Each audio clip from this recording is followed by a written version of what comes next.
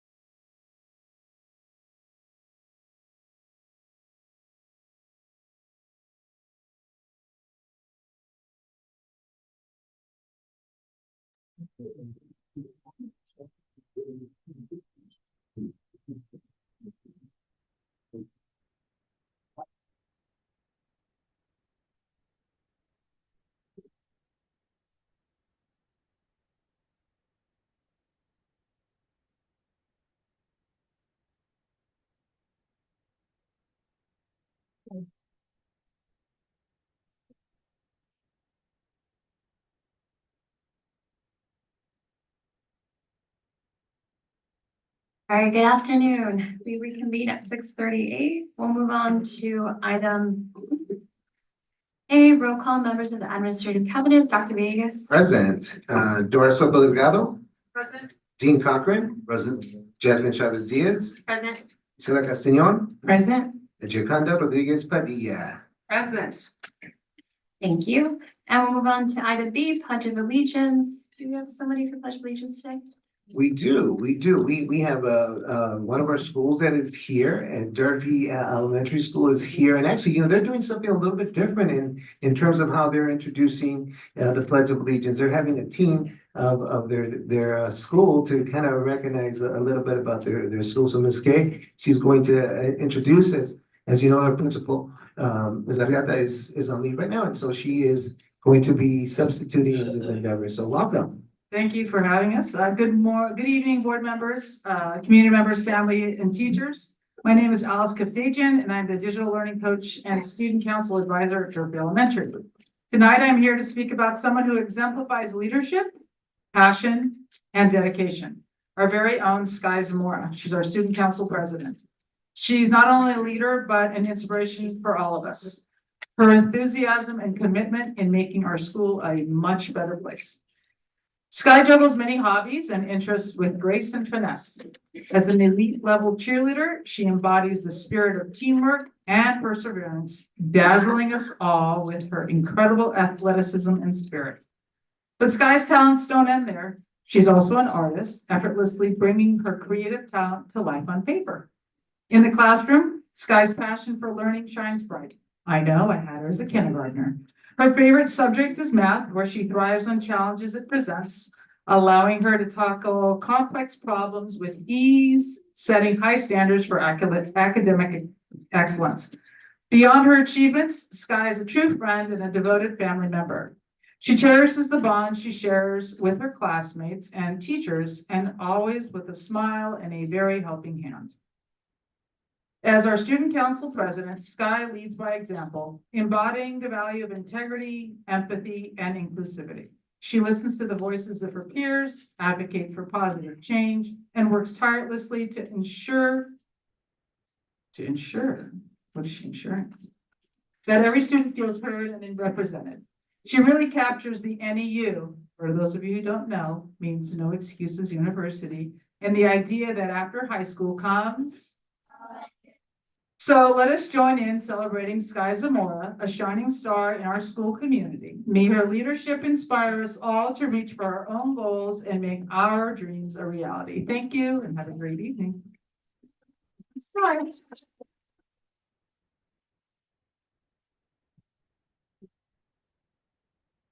Good evening, board members, cabinets, and Rancho community. My name is Sky Zamora, and I am honored to be here to inform you about our great school. Our staff is looked upon as a guide, a mentor, a friend, and a compassionate demonstration of love and care. No matter how young or old a staff member is, they consider all the students as their own children. As you are aware, NEU at Durfee is the only no-excuse university school in the district. Durfee believes that every child deserves the opportunity to be educated in the way that prepares them for college. My favorite NEU activity is the college prep rally, which ends our school year. By the way, you are invited to attend our college prep rally, which takes place on Friday, May 24th at 10:30 a.m. PBIS at Durfee gives us clear expectations, and we are regularly recognized for the things we do well. The students really look forward to their rewards. Last year, Durfee received the Platinum Award, the highest award a school can receive. I love attending NEU at Durfee. It is my second home. A home where staff and my friends are like family who love and care each other. A place where I learn skills which help me face challenges bravely. This evening, I have the pleasure of introducing the remaining students on the Durfee Student Council and their parents who have come to support Durfee. Brianna Salazar, Gabriela Vivar, Ario Armendariz, Megan Lim, Uriah Murieta, Sierra Patino, Aiden Anguiano Villanueva, Amico Madrid, Amelia Centeno, and Shelby Martinez. If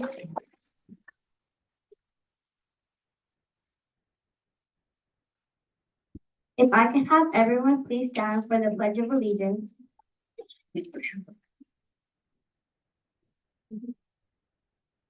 Before we do the Pledge of Allegiance, the Durfee Student Council would like to recite our college pledge. I'm proud to be a student at Durfee Elementary School. With the support of my teachers and family, I will work every day to prepare my character and my skills in reading, writing, and math. I will work every day to prepare for my future. I am important. I am smart. My teachers believe in me, and I believe in myself. I know I am college bound.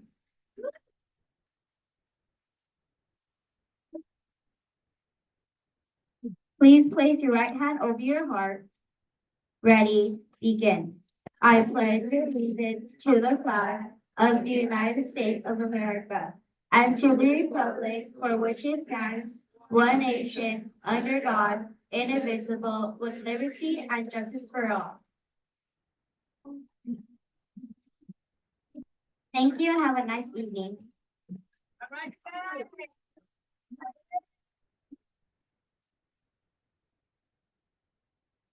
Please stay at the podium for 1 more minute, guys. We have to congratulate you. Thank you to all the students, all the family. That was amazing. I love that chat. So thank you. Thank you for being here, Sky. I love that you love math. I saw that and I was like, yes, women in STEM. So thank you for being a leader at such a young age. I'm excited to see what you're going to do in middle school and in high school. I'm excited for what you're all going to do when you get to middle school and high school. Thank you for being a leader in our schools and taking charge. So I'm just going to open up to my colleagues if they have any comments. We'll start with Dr. Marino. Oh, sorry, I was looking for my pen, I was distracted. Thank you so much for sharing what a wonderful school you are in, and to the student body, thank you for what you do there. You're an amazing group of young leaders, and we're just so proud. It's just so exciting to know that you, at this age, at this tender age, you already know where you're going. I want to hear you say it once more. What's after high school? Comes college. Thank you. Thank you, Mr. LaFarga. I love your Durfee jerseys, that shows unity, leadership, and pride in your school. So, just great to see that. Sky, thank you for leading today. You did a wonderful job. We want to know where all the colleges you're going to, right, in a few years. Hopefully you'll be sharing that out, as you kind of learn about the colleges that are out there for you. But well done today. You guys are great leaders. Thank you, Mr. Contreras. Excellent speech, guys. Great job in what you're doing. I know you can do great things. And I also, those jerseys are awesome. They're great. It really shows the unity within you guys. You guys are important and you guys will be doing great things. So thank you very much for being here. I appreciate it. Thank you, Mrs. Mejia. I echo the sentiments of my fellow colleagues. You guys are wonderful. Sky, bright future ahead of you. And I just want to say thank you for sharing the pledge, all the students, because there's so many, it's full of positive affirmations, and I love that you recite it daily. Thank you. Thank you. Dr. Vegas? No, I just want to say, I've been at your school so many times, and the energy and the positivity and the ganas that I see every single day by each and every one of you makes me really proud. So keep up the good work, really proud of you. And they're gonna come after you speak for a picture. Yes. Okay, even come up for a picture. So Janice, if you can bring the certificates.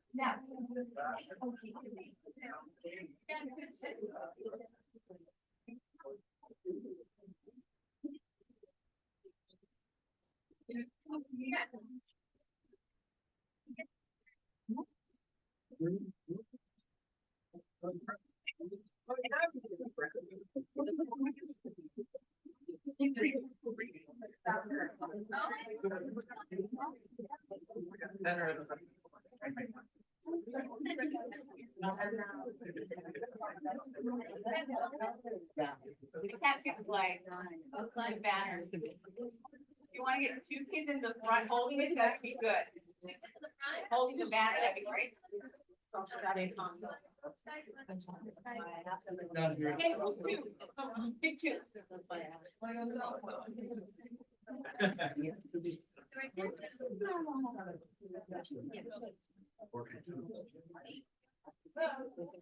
Want to scare the basketball?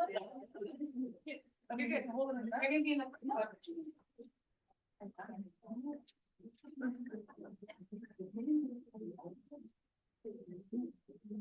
To look farther, Mr. Van, we can get right behind them. That way by Miss Dr. Reno.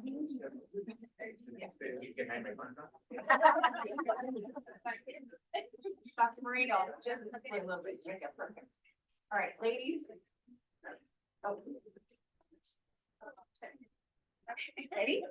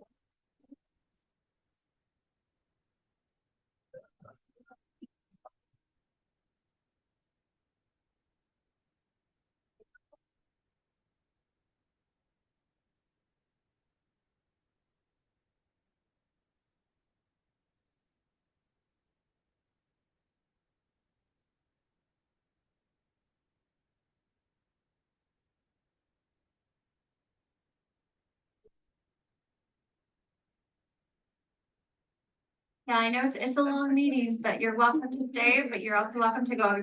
We'll take about a 1 minute for them.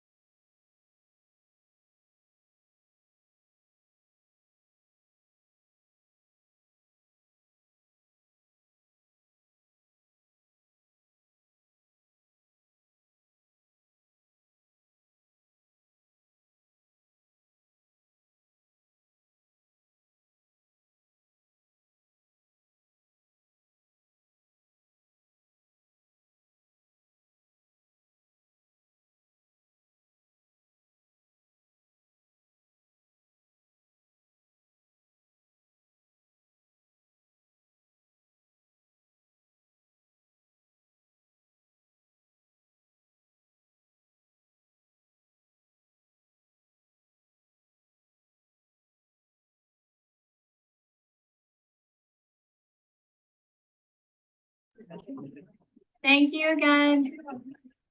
So we're going to move on to item 6, adoption of the agenda. Dr. Vegas, are there any changes to the agenda? We do have a couple of small changes. One is, we're gonna move, item 13, to follow item 16. And so we're gonna make that adjustment, number 13 to 16, and then we have one more that is, Yes, for the foster youth resolution, there's an incorrect year. It should read 2020, was it foster youth or was it? On that, please.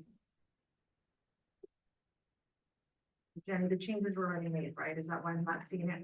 I apologize. No, it's okay. For, the foster youth resolution, it should read 23-24 school year. Board members, are there any changes? I think. No? Okay, so can I get a motion to approve the agenda as amended and vote?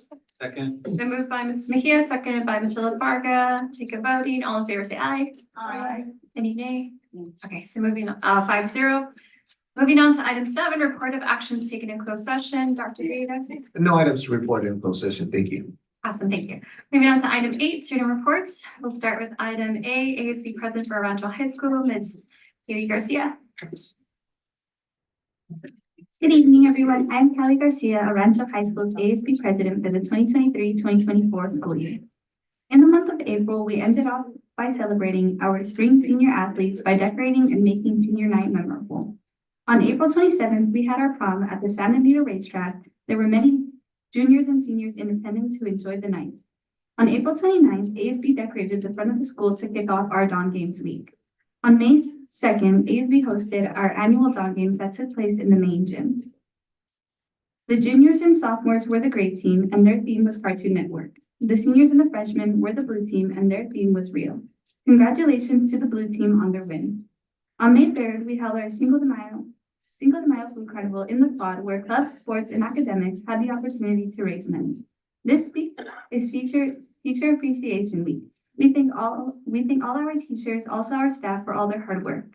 It is greatly appreciated. I would just like to end off by saying thank you all for your support throughout my time here as president. I hope you all have a good night. Thank you for your time. Thank you, Kelly. We're moving on to item B, ASB spokesperson for Salazar High School, Ms. ERUSD Sanchez. Good evening, members of the Board of Education, District Administration, teachers, cabinet members, and community members. My name is ERUSD Sanchez, ASB president at Salazar High School, and I would like to share a few events that are happening on our campus. As part of Teacher Appreciation Week, we are celebrating our teachers this week to show them how much we value everything they do for us. We are honoring them all week long with a nacho bar, a morning breakfast, a pizza lunch, an ice cream sundae, and their favorite drinks and snacks. Can't forget the snacks. Without our teachers, Salazar would not be the same. They support their students in overcoming challenges and never stop pushing us to reach our full potential. Thank you to all our teachers at Salazar High School. Our teacher, Mr. Galarza, took a group of students, our Salazar basketball team, to play Frontier High School on Monday. Salazar prevailed 29-21 in a tough match. Fantastic work, Saints.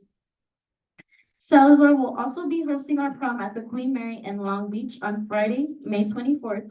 Our school year is almost over, and our juniors and seniors are looking forward to a fantastic evening to celebrate prom. Our school is organizing events and providing information all month long in observance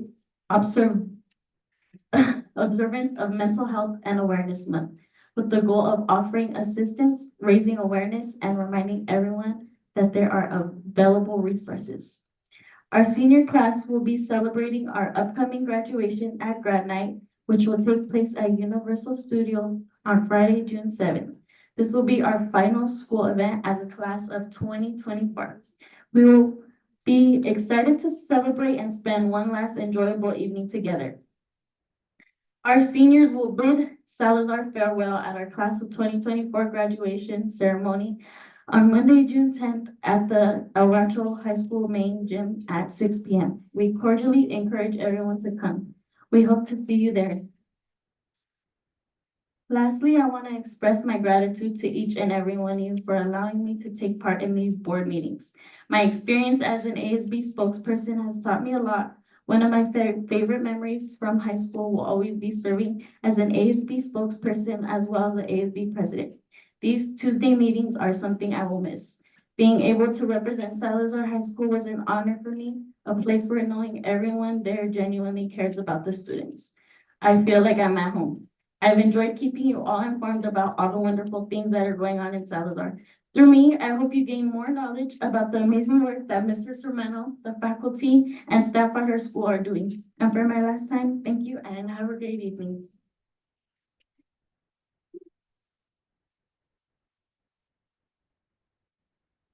It was not your last meeting with us, but okay, I was like, wait, come on. Oh, yeah, just kidding. Okay. First time you made me hungry and then you sad. I'll see you guys May 21st. Okay. Thank you again for all, you guys are the boys. We can't wait to see you on this side of the podium Monday. So we will recognize you and celebrate you next week, but again, you're more than welcome to stay because you love us. I'm just kidding. But you're more, you know, you have homework and things to do, so thank you for your time. Thank you. We're moving on to item 9, awards and recognition. Item A, recognition of Billy Saavedra for the 2024 Distinguished Woman of the Year, Dr. Villegas. Yes, so thank you so much. Happy events and other recognitions, and this is a very special recognition. I mean, to be Distinguished Woman of the Year, that says an awful lot. And really to my partner here, Jacanda, is going to share more details about the process and a little bit more about the wonderful Billy Saavedra, who really has demonstrated by so many years of service and support what a great job she's done for all our students. And not only that, but she's an alumni as well. So yeah. So I have the privilege and honor to recognize Billy Saavedra as the 2024 Distinguished Woman of the Year. I'd like to invite Billy up here. She is an amazing woman. She has been the Director of Food Services for the past 21 years and has been an integral part of El Rancho Unified School District's a member since 1995. Did I get that right? Yes. Okay. She's been here a long time, is very dedicated. She's an amazing leader. She has worked very hard. Some of her accomplishments, and just to name a couple, is Breakfast After the Bell. She increased the participation in our breakfast program. She is a huge proponent of equity. She put our district in the ability to become a community eligibility provision school district, which means our kids get free meals. And she has done a lot of work to be able to make that happen. She, again, exemplifies extraordinary leadership, advocacy, and heroism, along with her staff. I know this is a huge component of how you feel, and you don't like to be the spotlight of attention, but this is an amazing leader, and her staff all love her and respect her. So with that, I again would like to recognize Billy for 3 decades of extraordinary leadership and amazing dedication.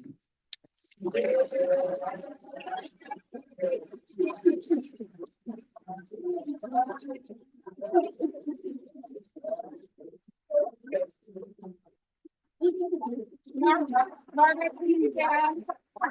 Please stand. So we want to get a picture. So come over here. You want my other? You want to say something first? I actually do. I'd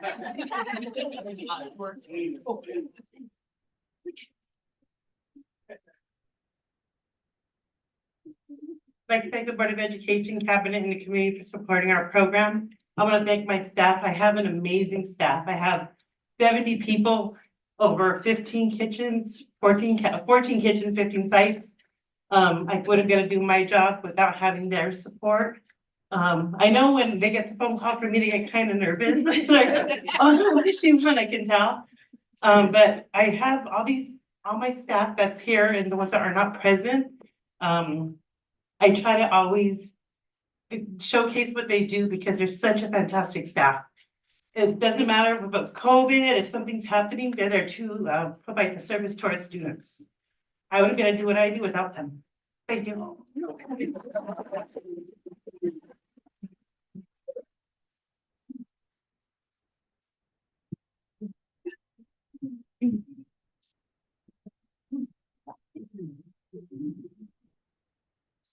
You haven't seen it.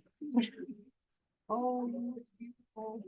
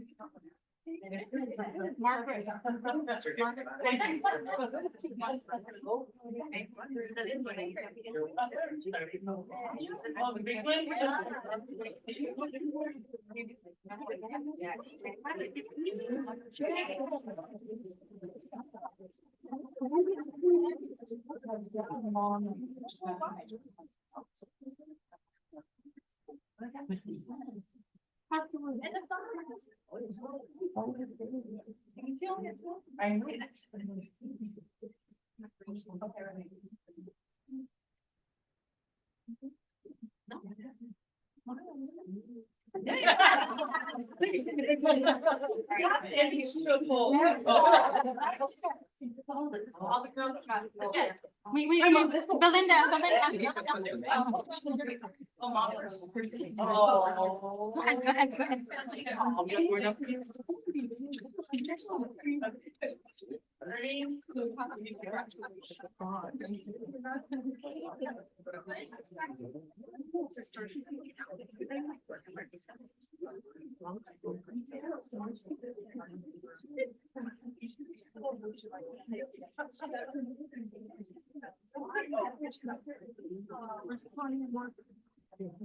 Connie and Margaret, they're calling for you. Connie and Margaret. She said after.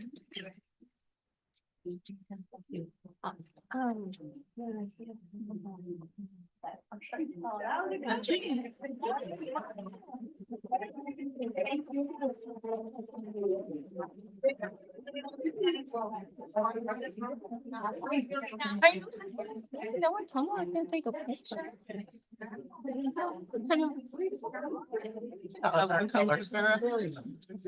I know I'm all. Yeah.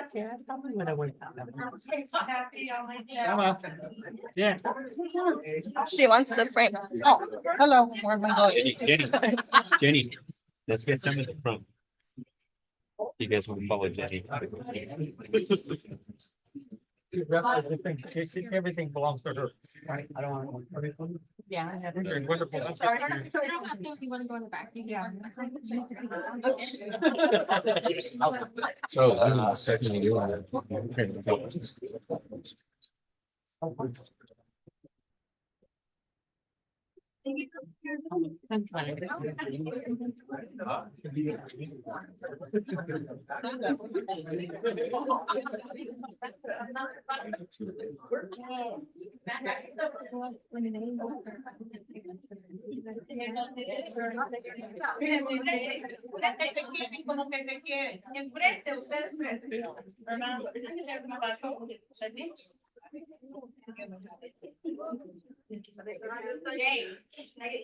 At least two on that side.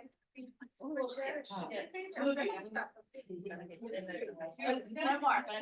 more, one more.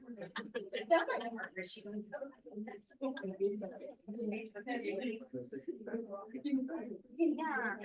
Okay, ready? I don't know, I'm gonna follow my. One, two.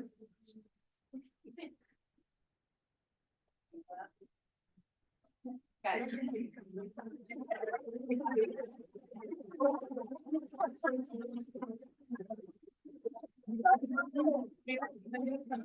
There. I went home and I went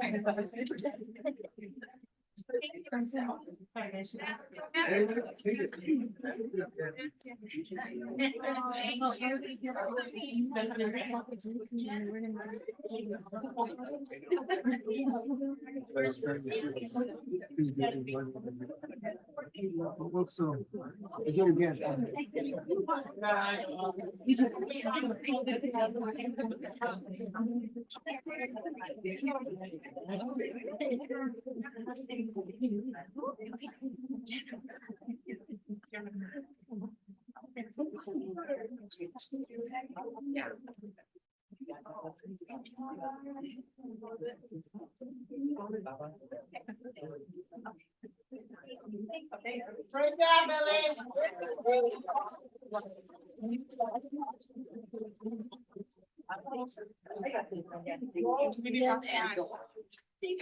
Thank you. Yeah. Thank you.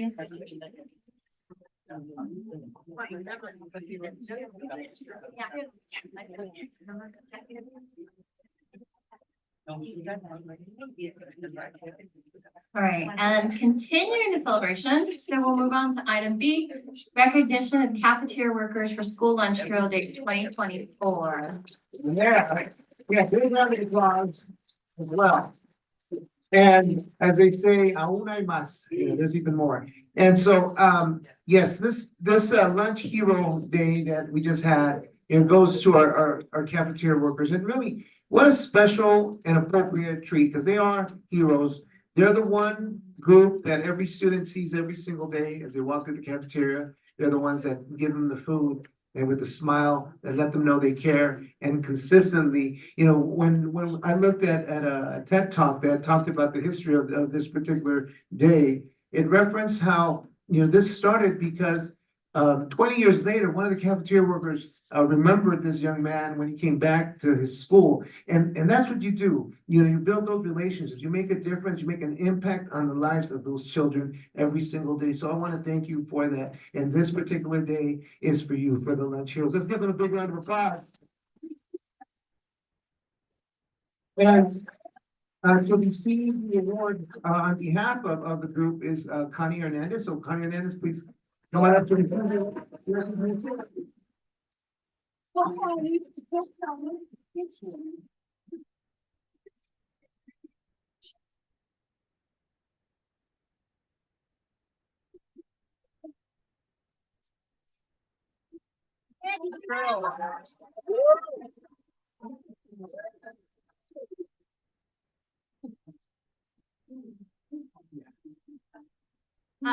Really quick, just because we didn't get to get public comment, I'm not public, board comments, so I just want to go back to that. So we'll start this way, echoing as well the item before. Mrs. Mejia, do you have any comments? Yeah, I just want to say, congratulations to Billy again, and also that, it's a source of pride, the program that you're running, and when we do Legislative Action Week, I always reference the great food service, department that we have, and the wonderful success that you have as well, and just as far as, the heroes, always with a smile. My daughter, has wonderful memories, you always serve with a smile. And as well during the pandemic, when you handed out those lunches, always with a smile, and we just a lot of gratitude. Thank you so much. Thank you. Billy, congratulations as always. I'm really proud of everything you do and all the hard work. Where did Billy go? All the hard work you've done. I'm sorry. All the hard work that you've done. And a distinguished woman of the year always comes with the distinguished staff of the year. So congratulations always to the distinguished staff of the year. And I still remember my lunch helper, or the person that I actually worked for at McGee, Miss Martinez. If some of you guys remember, about 30 years ago back then at McGee. So it's awesome. We do remember, we do appreciate what you guys do for us. So thank you guys for all the hard work that you do. Mr. Ricardo? Yes, congratulations, Billy, on the award for your leadership, your advocacy around food and the needs of our students, and really the role that you play in keeping them nourished throughout the day and keeping them healthy. So thank you for that. And to the team, you guys are excellent. And I have a really personal story because I know that you guys work really hard. My aunt, my tia Esther La Farga, used to work as a cafeteria worker in South Ranchito years ago. Hey, hold on. Who worked with Miss Lafarga? So that's my tia. She's no longer with us, as you know. But I used to get up and walk, run, and part of my route was on Passons.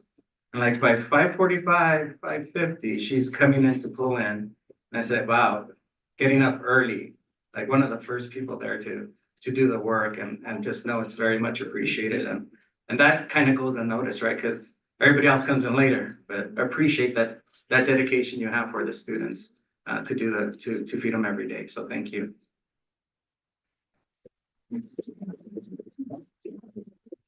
Dr. Marina? Billy, congratulations on this well-deserved recognition of your leadership. You have a wonderful team. I can see it already. And you guys, I'm sure you're a lot of fun to be with. I still remember how all of you pulled together. And during COVID, just to make sure there was no interruption to the services for our kids, because you know very well that you're it for some of them. So what you do for the students just truly leaves an impact on some of them, on so many of them. But I do have a question. Where are the guys? The three that we have didn't come. Okay, okay. You're just a great group, a lot of fun. I can almost see you all together outside of work. Thank you.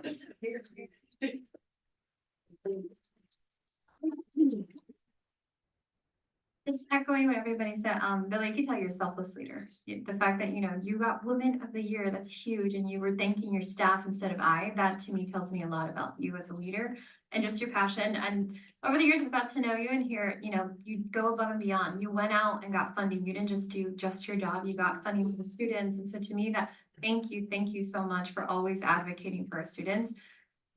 I remember as a teacher, there's this triangle that they would talk about, and if our kids are not fed, then they can't learn. And so thank you to each and every one of you. Muchísimas gracias, porque si no fuera por ustedes, los estudiantes no podrían ni pensar, ni educarse, ¿verdad? Sin la comida. So thank you so much for everything you do. And I hope that you guys can celebrate after this. And like Dr. Rita, you guys are a fun crowd, and thank you for taking the time to be here tonight. Thank you.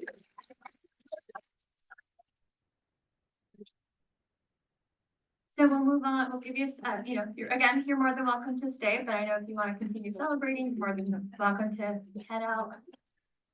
So moving on to items 10, information items. Actually, I'll give 1 more minute just to. Yeah.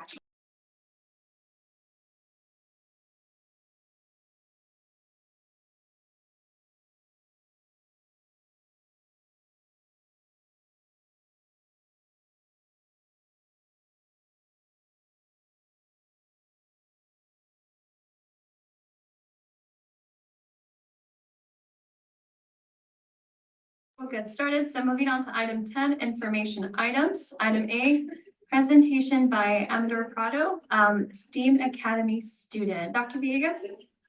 Yeah, every now and then we have students that are doing some great things out of the schools and really helping in many capacities. So Amador Prado is one of those students who is doing some really good things, and we thought he'd share his project with us. Good evening, board, cabinet, and members of the community. My name is Jennifer Prado, and I am here tonight with my son, Amador Prado. He goes by AJ, so you might hear me call him AJ. I'm here tonight because a little over a year ago, he asked me if he could join Boy Scouts. I searched high and low and talked to the Scoutmasters to make sure that we could find a good fit for our family, because every troop is different. I honestly had no clue what would be expected from the kids, but I knew that it would be worth the time investment. Many of you know me, and I support academics, and my heart has always been meant for service work. I love giving back, and I try to instill that into my children. Boy Scouts has woven all of that in with the added independence and leadership training that they give the boys. But enough about me. I would like to introduce you to my son, AJ Prado. He's currently a 7th grader at STEAM and a tenderfoot, almost 2nd class rank with Troop 219 in Whittier. Hello everyone, my name is Amador Prado. My goal at Boy Scouts is to earn the Eagle Scout rank. One of the main requirements is to have a minimum of 21 merit badges completed, 14 of which have to be completed and are required, but 7 can be chosen, which is why I'm here tonight. The most recent badge I've earned is the reading badge. This badge is required that I read 4 books from 4 different genres at my reading level. I had to write a book review of each book and discuss my books with my local merit badge counselor. I do a local library to learn about the Dewey Decimal System, and I also learned that you could do way more. There's more to do at a library than just get books. Then I had to read a newspaper, discuss current events. Also had to read eat something that taught me something. So I chose to read a cookbook and made a line popsicles. The last step was to earning the badge was to have a book drive and donate it to a local school or place in need nonprofit. I chose to do this project with Bernie Elementary because it was my elementary school. I emailed Miss Gallegos and she told me what books they could use more of. And after we got the info from the librarian, Miss Virginia, as to what the kids are asking for. Then I set up a wish list online to make sure every book that we had that I had asked for had an AR test. It took 2 weeks to surpass my goal of 75 books. I ended up collecting a little over 90 books. The week of open house, I returned to Bernie and gave all the books to the library. It made me happy to see all the kids excited about reading. All I wish is that they make it to 1 million words as I did in my years. Thank you for your time.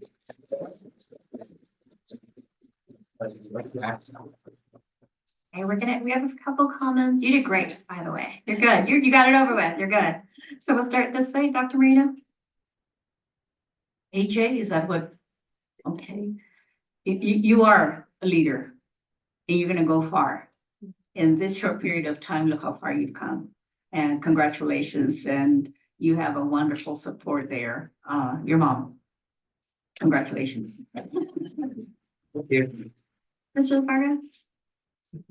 Well done, AJ. Proud of you for stepping up to the mic and sharing your story. I'm sure you're gonna, is it the Yeah, Eagle Scout. Eagle Scout? You're gonna get there. You're gonna get there, and looking forward to you coming back and sharing how you got there. So well done, AJ. Nice job. Swimming test will be a difficult road talk though. You'll be good. You'll be good. Thank you. Mr. Contreras?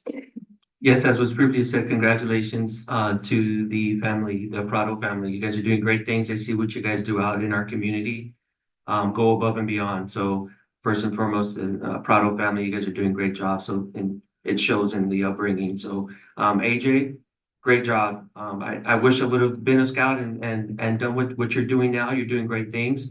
What does it take, or how many books is 1 million words? Really Approximately. approximately like 100 books. Approximately. Depends if it's a chapter book or not. I'm trying to finish 1 book this year. I already have my second book, but I want to finish that first book first to get to the second one. So, but congratulations, you inspire me to keep on going. So congratulations on what you're doing. And I'm sure you'll be back at that podium once again soon.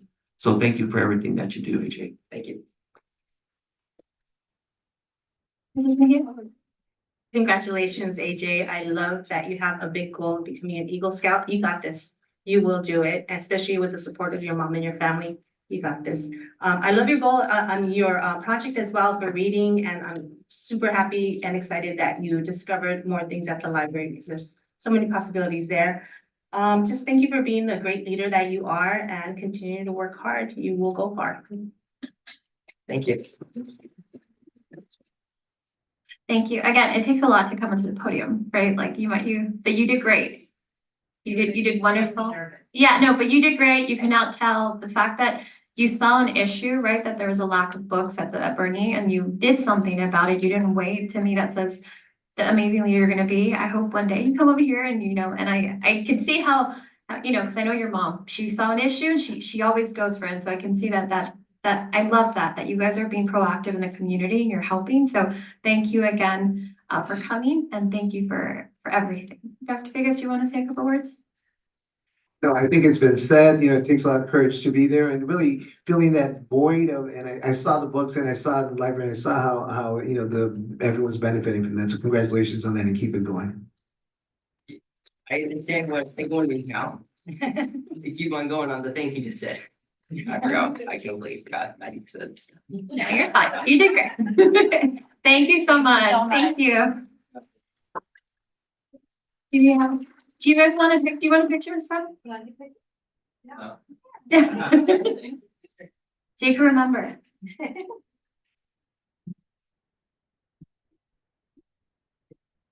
Virginia? Miss Virginia, come on. We brought our librarian with us today.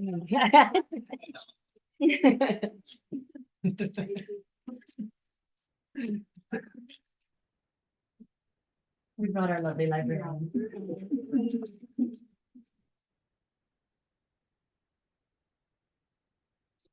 Thank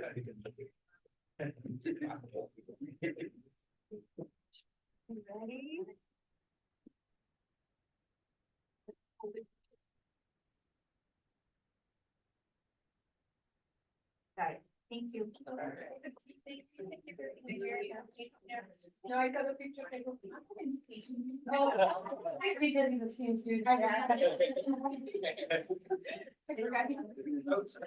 Oh, yeah.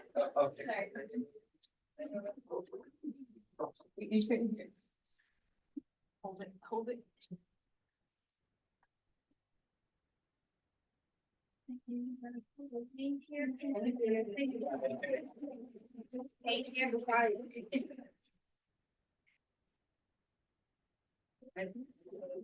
Thank you so much.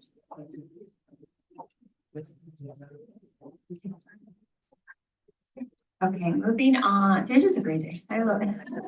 Moving on to item B, presentation on the Around Unified School District Tri-Cities ROP CTE pathways. Dr. Davis?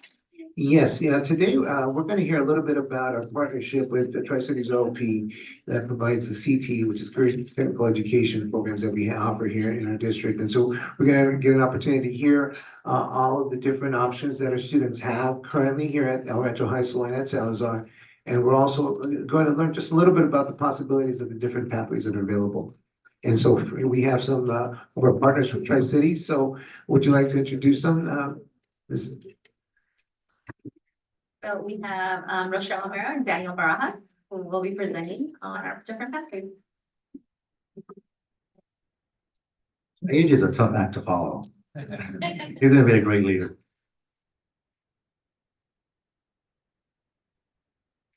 Let me make sure I can get the slides working, okay? Okay. Good. Well, good evening, Madam President, Rancho board members, Superintendent Villegas and his administrative staff, and the community. My name is Daniel Barajas. I am Director of Adult Programs, Technology, and Operations for Tri-Cities ROP. With me tonight is Miss Michelle Romero. She's one of our program managers. And thank you so much for inviting us to do a presentation on career technical education. We're going to start off with, if you don't know who Tri-Cities ROP is, I'll give you a quick little summary. That way you guys can go home early. So I'm going to try to go through pretty quick. So we're a JPA that was formed in 1974 by El Rancho Unified and Whittier Union High School District. And we provide career technical education to all the students grades 9 through 12 in both districts. We also have 2 adult programs.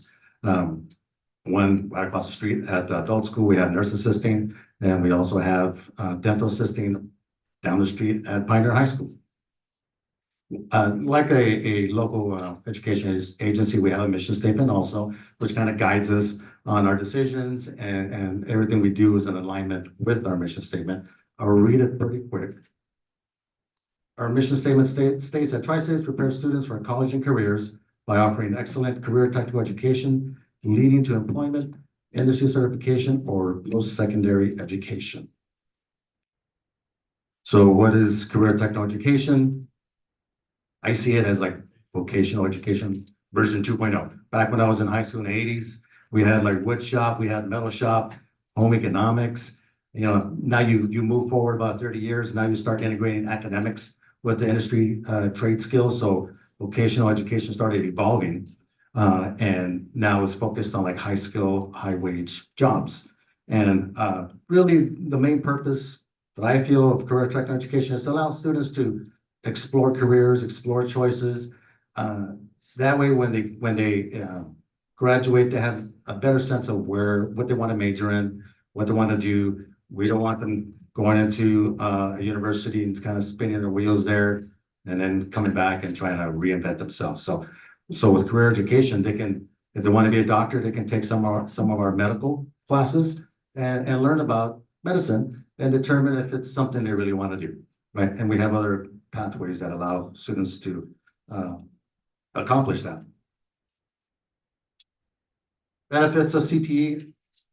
The major benefit is that students learn industry trade skills like how to treat a wound, how to treat an injury, like how to build a frame for a house, how to write a program, how to cook a healthy meal, items like that. I think the most beneficial benefit of CTE is really that they learn soft skills. We have annual business advisory meetings where we talk to the business community, have them review our programs, and then help us stay current with industry trends. And before they leave, we ask them, what do you look for in an entry level, a new hire? What skills do you feel are most important? And they always say soft skills, communication, critical thinking, problem solving, teamwork, and all that they learn in CTE. Our students participate in projects, group projects, where they learn how to work with each other. They learn how to solve problems. They have tasks and they have a goal they have to reach. All that they learn, probably not being aware that they're learning that, but when they leave, they can use those skills for any career. It doesn't matter. I mean, those are skills that can pass, across, all different industries. Another benefit is that students stay in school. They love their classes. The dropout rate is low. They look forward to going every day to taking whatever class they're taking, and thus the graduation rate for students who take CTE is higher than non-CTE students. That's a statistic that's been shown over the years. Let's talk about pathways, career technical education pathways. So a pathway is 2 sequence courses that accumulate to over 300 hours. There's a concentrated course and there's a capstone course. Such as currently at Rancho High School, we have a patient care pathway where they take foundations of health science, and then that's the concentrated course, and then the capstone course is nurse assisting. So if they finish those 2 classes, they become a CTE pathway completer. If they're successful, also there's an industry certification exam they can take and start working as a nurse assistant, or use that knowledge, right, and pursue a career in medicine. So if they want to be a nurse, they'll have an advantage over a student who hasn't taken those courses. They'll know all the content. So when they go to college, they're familiar with it, so they'll be successful.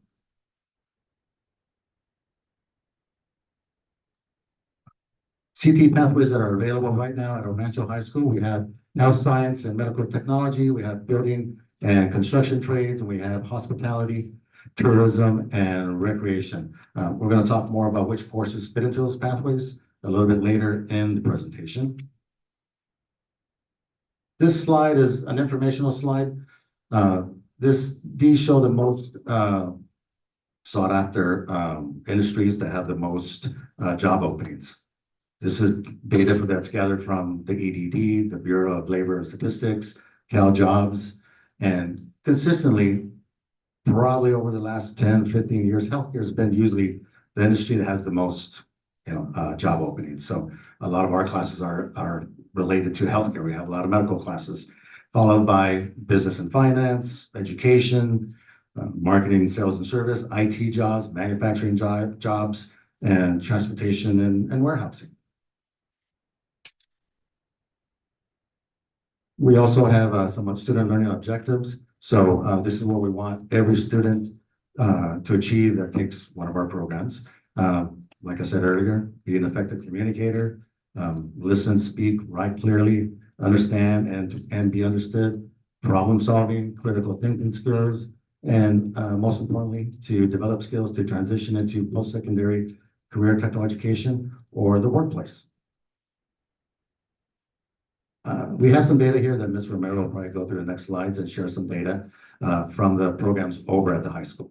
So, Ms. Romero.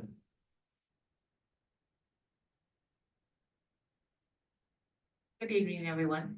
So you'll see that this slide here, this last school year, we had 427 students enrolled through El Rancho Unified, 362 at El Rancho, and 65 students at Salazar. Salazar, we only have 1 program there, so that's quite a good number for just being 1 program. So we're very happy with those numbers at Salazar. This next slide is about UC CSU A to G course requirements. They outline high school courses necessary for enrollment requirements. Certain CTE courses align with the standards, offering vocational skills and enhancing students' readiness for college and career. As you can see from this slide, we have currently two Fs, which is a fine arts standing, as well as 6 Gs. So I'm sorry, not every. 8 of the courses that we offer at El Rancho and at Salazar are A through G approved.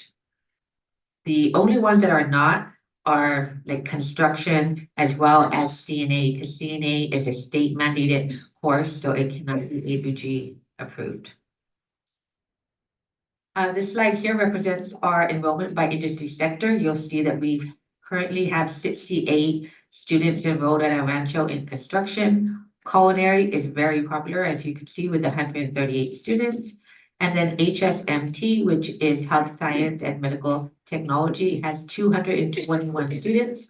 And that includes 5 different classes: Foundations in Health Science, Med Core, Nursing Assistant, and Sports Med. So a total of 4 classes with 221 students. Our first one to go over here is our construction classes. It falls under the building and construction. Both construction 1 and 2, as I said earlier, have G, which is an elective credit. So those are some pictures there of some of the projects that our students are working on. On the bottom there, you'll see students who were not really interested in building things, but they were interested in music. So our construction teacher helped them to build a guitar. So they might have been put into that class because they couldn't take music for whatever reason. So he figured out a way to help them to be interested in construction by building a guitar. So that's just one way in which he got the students engaged. And we also have quite a few young ladies in that class too. There's a picture there, and it's been very successful. Next is our hospitality, tourism, and recreation. That's culinary 1 and 2, as well as international cuisine. Again, there are pictures of our students and some of their food that they have cooked and presented. I know many of you have had the opportunity to go into Chef Luna's classroom and enjoy some of his wonderful food. He does a wonderful job with our students. Both culinary arts 1 and 2 have an F for A through G, which is a fine art. International cuisine has a G, which is an elective course, but we are looking at making that into an F for next year. So all 3 will have a fine arts credit for A through G. Moving on is our patient care. So patient care includes Med Core and Foundations of Health Science, which is also a G, and Sports Medicine, which is also a G. And we also have our CNA program, which is very popular by all of our students. We offer this class 5th and 6th period at El Rancho twice a year, so it's a semester-long class. It includes 100 hours of clinical and 60 hours of didactic. This is a very popular class, and it has a lot of requirements. And one thing that I always try to explain to our parents in our orientation meetings is that all of these requirements are by the state. I wish I could change them, but I can't because it's a state program. So of course you have to have a TB, you have to be vaccinated, you have to have ITI number or social security number. There's so many different items there that they have to, I wish I could take them away, but I can't. They are state requirements. And one of the questions I always get is, why is it that we can only take 15? So unfortunately, we only have 1 teacher, and the state only allows a 1:15 ratio when they're doing clinicals at the clinical site. And next up, articulation. Articulation is where a student is able to take a high school class and get college units. We currently have 3 classes: Foundation in Health Science, Med Core, and Sports Med, which are articulated with Rio Hondo College.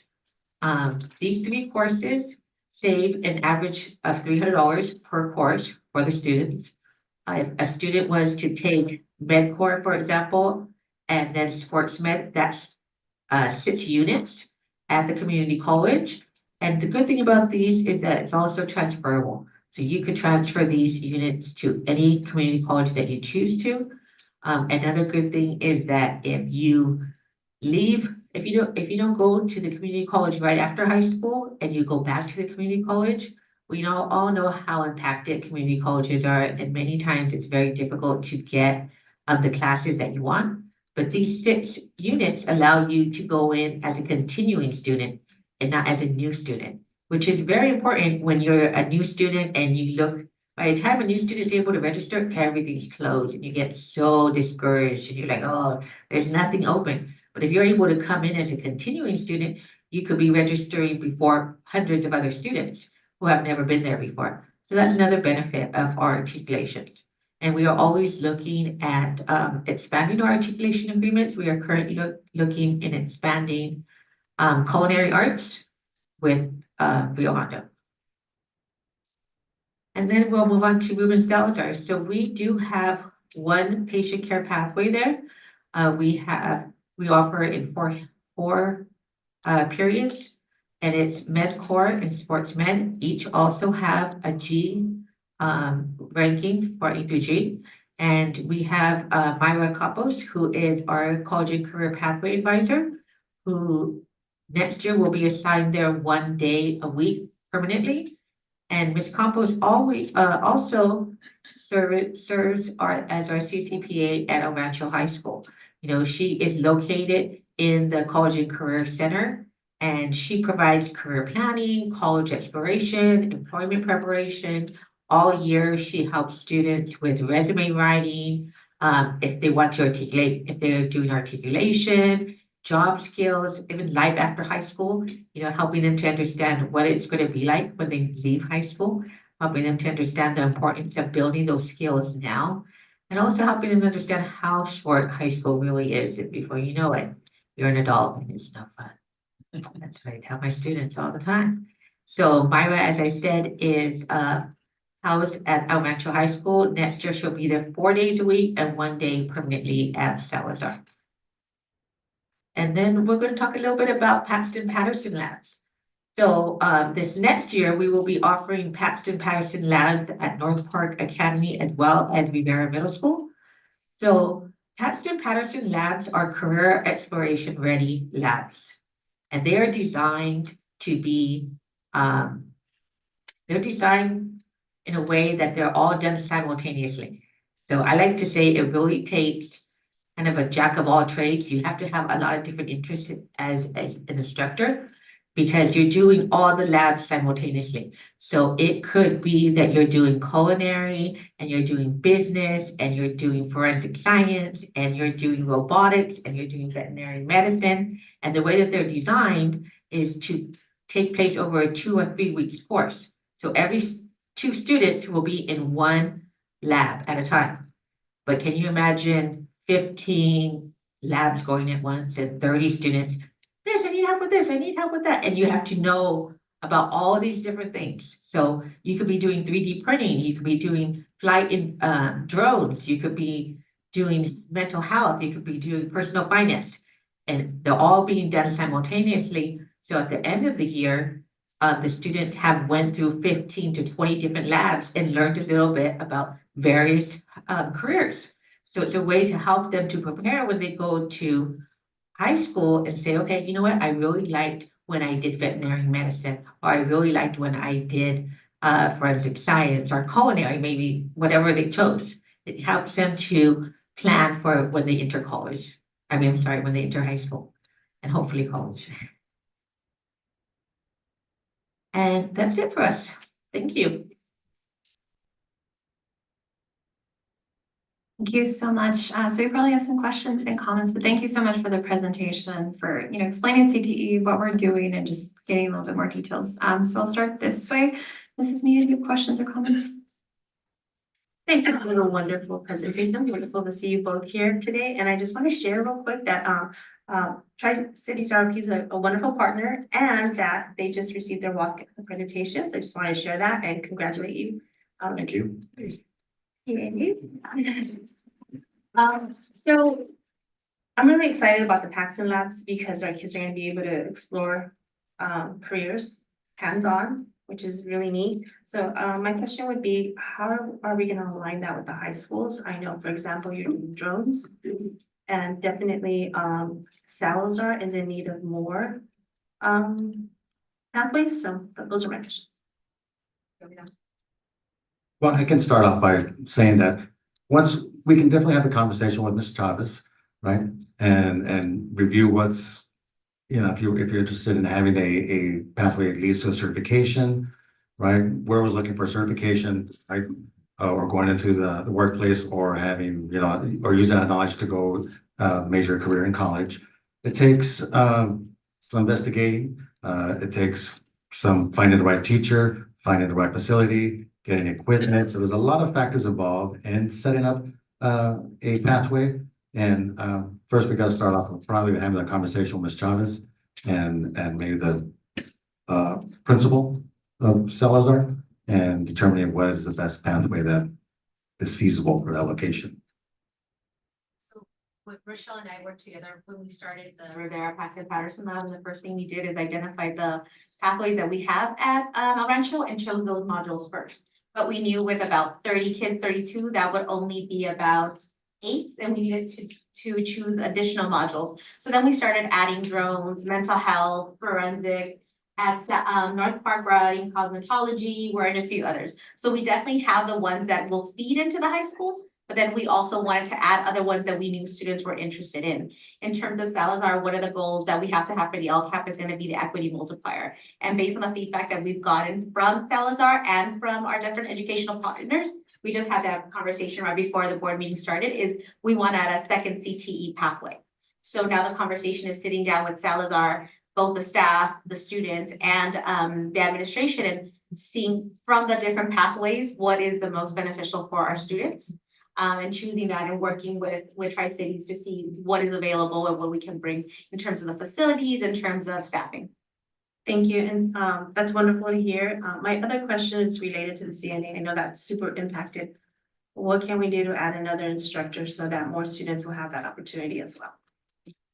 Finding instructors is probably the most difficult, challenging part of CTE because they're industry professionals. A lot of them make more money in the industry. So you have to find someone that is really doesn't want to work in the private industry anymore and wants to really explore education. Kind of like what I did when I became a teacher. I got tired of working in the industry and I thought education would be a good fit for me. And I loved it. And that's been over 20 years. So I went to Bell High School, and my first teaching job was at El Rancho High School. Oh. So El Rancho High School has a special place in my heart because that's where I learned how to teach high school students. So very enjoyable. And if I may, so to get another CNA teacher, first of all, the teacher has to be an RN. So we all know how much money RNs make in private industry. So it's very difficult to get somebody who has the experience, as Dan said, as well as somebody who is willing to leave. That is really our biggest issue, is finding somebody who's qualified, who has been successful in their field, because we can find people who are not successful in their field, but we don't necessarily want them to teach our children. Okay, so that's the most difficult part. We could, across the street where we hold 5th and 6th period at the Ed Center, we do have the space to put another classroom, to be honest with you. The issue is finding an RN, and we've had that position fly previously and just have not had very much luck with it, unfortunately. But we're always willing to do that. It's a conversation that I'm sure Dr. Smith would love to have with Dr. Villegas and just explore that. But I'll be honest, that is really, and oh, one more thing, I just remembered, is the site, okay? So to get them to do clinical, we currently do it at El Rancho Vista. El Rancho Vista is a small facility. So they can only have 15 students on the ward at one time. So even if I got another teacher, they wouldn't be able to do their clinical at that location where our students currently walk to, because they only allow 15 students on the ward. So even I couldn't put 30 students there unless we were having them in the morning, right? Because these students go in the afternoon. But unfortunately, with the schedule at El Rancho High School, it doesn't permit to have 2 classes back to back, because it would have to at least be a 2-hour block. a 2-hour block where students could leave the high school and go and do their clinical hours.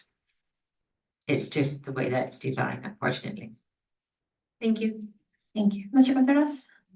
First of all, I'd like to congratulate Dr. Ross. I believe he was recently recognized, right, as an employee of the Was athletic trainer of the athletic trainer of the year, CIF. CIF, right? Yeah. There was two, right? He was one of them, correct? So the amazing work he does, and I see him working with the students at the school. I'm at a lot of sporting events for the high school, and I see him everywhere. He does a great job, and he really involves the students and preps them, doing a great job. Also, a chef, you know, kudos to him. I mean, you can see in the numbers, you know, he's at 138. Have those numbers grown? Have they been growing as far as culinary and the CTE, I'm sorry, in the health and science? Have they been growing? Have been trending and growing? Culinary has consistently grown. To be honest with you, our Foundations of Health Science has taken a dip. That's because our teacher there, Pat McCall, she was out for over a year on medical leave. She had a foot injury that she had to take care of. So I think having the long-term sub in there kind of brought those numbers down. Students not really knowing, is she going to come back or not? So now they're on the upward trend, thankfully. But culinary has grown as well as, well, CNA. To be honest with you, CNA actually has grown because probably when I first got here about 2 or 3 years ago, the bell to bell only had about 6 to 8 students with it in that class. Now it's grown to 15 and we have a wait list. So that has also grown tremendously. And I'm sorry to interrupt, but I'd like to see a change in that or what we can do as far as wait list, because I know there's a wait list and we already discussed as far as CNA is concerned.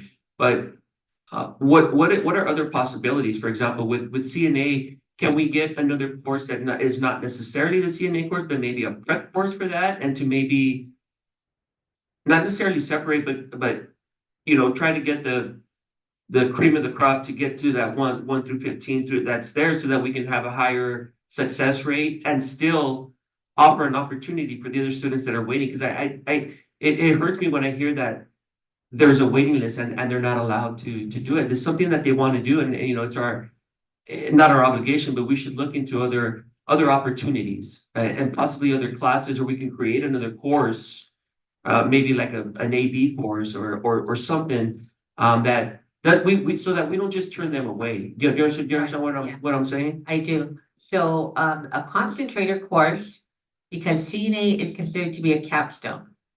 So a student needs to take a concentrator course first, which is either MedCore, which is offered by Dr. Ross, or Foundations of Health Science, which is offered by Ms. McCall. Together, those two concentrator courses are offered 7 times throughout the day. So 7 different periods. One period they overlap. So it's offered throughout the day. Now, as far as a capstone class, a capstone would either be CNA or sports medicine. For whatever reason, I'm not really sure why, but there's not a big amount of students who are interested in sports med. That may be because students automatically think that, oh, I don't want to be a trainer, or, you know, I don't want to work at a gym. They don't really understand that you could go into physical therapy. They don't understand all the aspects of it. And so for whatever reason, that class is not impacted. So there's really not another class that I could offer that's an alternative to CNA, because CNA really is the very entry level position at a hospital. You know, when you start at CNA, you become an RN or LVN, maybe a physical therapist or a respiratory therapist. You know, it's just a gateway in. But as I said, just because of the way that the El Rancho PAL schedule is, I wouldn't be able to offer it in the morning. I wish I could, because then I could send them to be at Rancho Vista in the morning. And honestly, that's the best time for them to learn, because that's when everything's happening at a convalescent home. You know, in the mornings, people are waking up. There's so many different things going on. There's medications being given out. When they go in the afternoon, they're there after lunch. So it's really up to our instructor to find them skills to be doing, because by then people have eaten and they're a little tired, napping. So our teacher does a wonderful job of making sure that they get the hands-on experience with the patients. But again, they cannot take more than 15 students. Okay, thank you. Thank you. Mr. LaFarga? Thank you very much for the comprehensive presentation. As you were going through it, I was building questions in my head and you kept answering them as you were going through the presentation. So I do not want to be redundant in any way because I share some of the same questions that Trustee May and Trustee Contreras have. This is really important opportunities for our students. And if we can continue to figure out how to grow and offer more, that would be great. So here to support, but thank you for the good work. Appreciate it. Thank you. Dr. Moreno? Well, hello there. I do have a couple of questions. First of all, I just want to make a comment that CTE has grown by leaps and bounds over the last several years. And what's important here, it's, keeps up with the labor trends. And this is not only for those students that are college bound, but even for those that are college bound now, because it gives them an opportunity to earn college credits. A question that I do have in terms of the selection process, and probably this is more for a question for you, Jasmine, because the classes have a limited space. What is the selection process of students that do want to take a class? When the counselors work with them, a lot of the times we begin probably around junior year, we will schedule up a little bit. And at that time, the counselors meet with them and gauge their interests, what are they interested in exploring. So it's a conversation between the counselors and the students based on their interests. And now that they're A3G approved, it's opening up more doors because a lot of times they would have to, move away from the A3G pathway and explore wanting to get my art. Now that they're F, that's built in. So it's really a conversation with the counselors, and now that they're using CCGI to kind of explore what their interests are, they are getting a better idea of, well, I am somebody that's interested in culinary or in construction. So the conversation is being more informed by the students' exploration of what they want to look at in terms of not just college now, but also career. Now, my other question also has to do with as incoming freshmen, is there no part of your orientation is CTE included in terms of what's available there, the opportunities, but also including include the parents in this conversation, it's orientation, more than anything, because one of the slides that we saw is the college savings, and I'm sure parents are very interested in that. So is it part of the orientation right now to get kids to look at the CTE courses? And to more than anything that they will be able to graduate from college with some skills. They'll be able to join the workforce or work their way through college and no cost to them. So how is this disseminated to the incoming freshmen and to other students there? So the pathways, all of them, including the CTE, the Project Lead the Way, AVID, IB, all of the pathways are shared. Part of the reason that we wait till they're older is because some of the equipment, such as the knives, the power tools, do require a certain level of maturity. Right, the same way that you don't want to hand a $500, $800 digital camera right away to a 14-year-old. You probably don't want them working with a sharp knife right away. But the information is shared in terms of the cost savings of articulated courses for both Project Lead the Way and CTE courses, and the cost savings of taking an AP exam or doing dual enrollment. All of that is shared with our parents. Thank you. Thank you again for the information. Thank you. Thank you again for the presentation, for the details. I had a similar question with the vertical alignment. So if we can make sure, maybe not now, but the vertical alignment is so important because I know I heard it even at the elementary level. I think someone brought it up of like CD at the elementary level in the future. I know Mr. Albarca at McGee, he leads like a video production, the broadcasting, which is a career, right? And so even seeing that students are engaged, and so that vertical alignment, I really hope that we can maintain. My other comments is I would love to see more technology, CTE pathways, cybersecurity, everything with AI going on, like the jobs are, yes, in healthcare, but they're also in technology. So if we have any plans in the future for Rancho, I hope, or something we can look into. If you need help, I can get people to come. I'll volunteer, to come help because there's a need, and you don't, need a lot of Not that you don't need to go to college, but you don't need to for the technology tech sector. Do you have a comment on that? Oh, sorry. I was gonna say, I agree with you. Okay. But like we said earlier, it's so hard to find an Yeah. instructor. You know, it's really difficult. And like I said earlier, I've been around for 20 years and we've tried so many times to get more technology classes. I was probably the last full-time teacher to teach technology. And then we've had some part-time teachers and they're very popular and it's a very beneficial career to get into. There's a lot of retired programmers that need to be replaced and we need to train, you know, the students in cybersecurity, in AI and website development, so much. But it's just so hard to get that instructor. And I think that was gonna be one of my comments. I always forget if it's Bell or Buck Gardens. I don't know which Bell.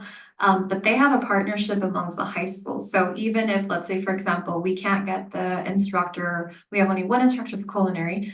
I know it's a big ask, but they bus students so that they can, if this school only offers culinary and nursing, this school offers cybersecurity. So it's not up to the school to provide everything. They kind of work together between the high schools. Again, I know it's a big ask. I don't know, and I'll get the information, but I know that's kind of a big program that they're doing. So because they couldn't find teachers, but they found one. And so they're getting all the students from the different schools, busing them, and that's how they're able to get the CT. So maybe in the future, I know it's a big coordination. I know it's a lot of work, but something we can look into in the future if possible. Yeah, So are all those within the same district? I don't know. If I may, that was one of the golden bells that, they received a golden bell because of that, and it is Bell, Paramount, and Linwood. They're not the same district, right? They're all different. There's three whole, Yeah, yeah, yeah. districts, and it's a joint ROP. Yeah, Okay, they so have- similar what we have with, it's like if Whittier offered a class that we didn't offer, we would bus our students and they would take it there and vice versa. And that's, you know, I love the collaboration they're doing because then it expands the opportunity. So something that we may look into. And so to go back to earlier, one of the things that we have been talking about with like Dr. Kynes, Dr. Ventura is hoping to be able to, the articulation piece is trying to plan a day where we can take the middle school kids that are doing the Paxton Patterson labs Yeah. and bring them to the high school so they can see, you did a module culinary arts, like taking a chef's class, so they can sit in and see what that looks like. You did a module construction, let's go sit in like a CTE day. Yeah. So they can see, so when they get to the high school, they can see, well, I took a little exploration and I enjoyed it and I got to see what it actually feels like to sit in a sports medicine class. Maybe I want to pursue it, right? Or I met with a mental health counselor. I enjoyed it. Maybe I want to be of service in the future to other students. I want to explore this a little bit. So like you're saying exactly that same piece. I think our students explore it a little bit Yeah. and connect to it at the high school level. So there's that articulation. And even a step further, I know there was a meeting with, you know, the city is interested, the chamber's interested, internships, right? So they finished the CT program, but the community wants to work with us to provide internships that, you know, Boys and Girls Club, like how can we not only just provide CT, but take it one step further and prepare them for the internships, which I know this community would love to do. And then my last couple of things, last comment. I know there was a presentation and I'm blanking out which one, but I know Jasmine, Ms. Chavez, you asked students what they were interested in, and I know cosmetology, mental health, nutrition. So if we can start, you know, I know the LCAP is in process, but asking the students what they want to see and making sure that we do it, or, you know, plan. So thank you again for taking the time and thank you for being here. You're welcome. Thank very you. much. We will move on to item 11, public comments, items on the agenda, blue comment cards. Before we get started, Mr. Lafarge, can you? Sure. The Board of Trustees has established protocols that will allow the board to conduct the business of the district while also achieving the type of open communication that we all want in our community. It is the board's policy to encourage all interested individuals to contribute constructive ideas and perspectives during the meeting, while respecting the right of others to express their ideas and perspectives. The board welcomes disagreement, but it is important that disagreement be expressed in a meaningful and respectful manner. Speakers should not make personal attacks on other individuals. To promote these goals, we ask that everyone be courteous, patient, and respectful while others are speaking. Speakers should also try to avoid repeating what others have already said. In the event that the meeting is purposefully interrupted by a person or group, so that continuing the meeting in an orderly manner is not possible, those persons interrupting the meeting will be warned that if they do not refrain from the disrupting activity, they will be removed from the room. Each speaker will be allotted a maximum of 3 minutes. A maximum of 15 minutes will be the allotted time per agenda item. Members of the public will not speak unless first recognized by board president chairperson, and will speak only from the podium, not directly from the audience at any time. Thank you. And just one quick reminder, it is a board meeting. So we want to make sure that if there are comments, the comments are to the board, not anyone else in this room. So it's a board meeting, again, to the board, and it has to do with district agendas. So we'll go on to, again, items on the agenda, blue comment cards, Dr. Villegas. We do not have any blue comment cards at this time, so none of those. Okay, thank you. So we'll go on to item 12, items not on the agenda, yellow comment cards. Do you have any? We do. We start with Fernando Islas.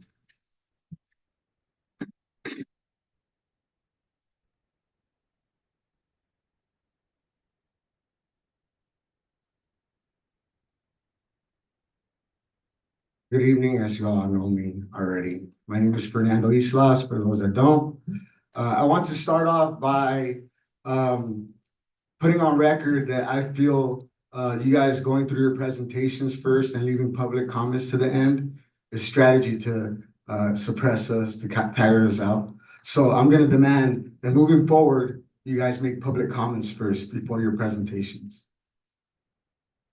I want to start off by correcting and retracting a statement we made towards Sicily's perpetrator for the physical altercation that you guys described as a mutual fight. Apparently, the student did not end up getting suspended. Maybe it's because, according to Principal Yanarella, it looks bad on the school. However, I will report your undivided attention, Ms. Arlene Perez. However, I will report that she did receive and save the faces too. Mr. Islas, I'm checking the room. It's out of respect. Hey, we have police officers. Can you stop my clock, please? Can you stop my clock? I'm pretty sure we have people to do that. We have police officers here. Okay. Continue. However, I will report that she did receive what she did receive. This young lady received a temporary restraining order filed against her by us for her failure to stay away from Sicily and her continuous persecution of her.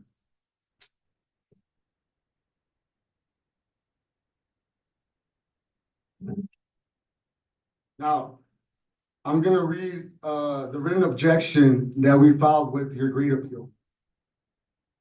We, Sicily Islas's parents, are in complete disagreement with the El Rancho Unified School District Board's decision to this grade appeal.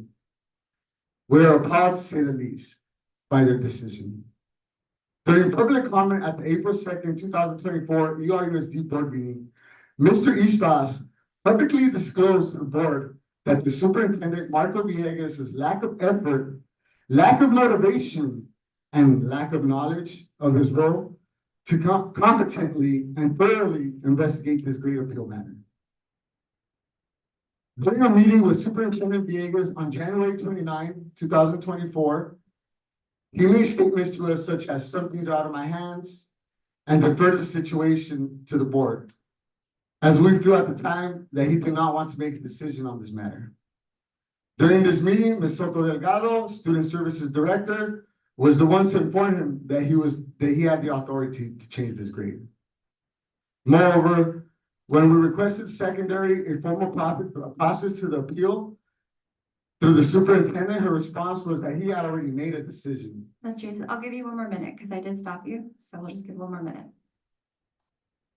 Moreover, when we requested from secondary a formal process to appeal this grade through the superintendent, her response was that he had already made a decision. We want to note that this email was sent out 3 days after the meeting, where we made him aware that Sicily had been given these grades in retribution.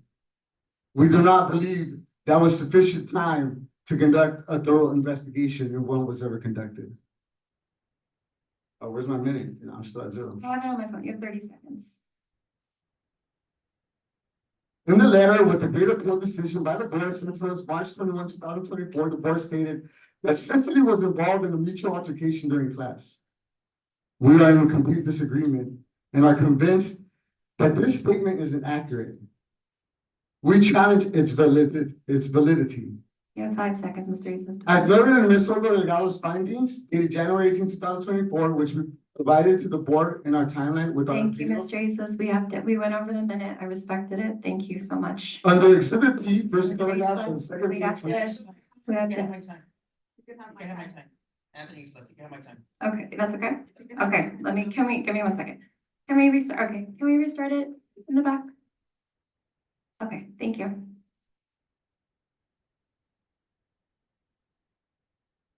In the letter with the great appeal decision by the board sent to us March 21, 2024, the board stated that Cicely was involved in a mutual altercation during class. We are in complete disagreement and are convinced that this statement is inaccurate. We challenge its validity. As noted in Ms. Soto Delgado's findings, dated January 18, 2024, which we provided to the board in our timeline with our appeal under Exhibit P, first paragraph of the second page reads, although the incident may have been initiated by another student, this is proof that any involvement Cicely had in this physical altercation was out of self-defense.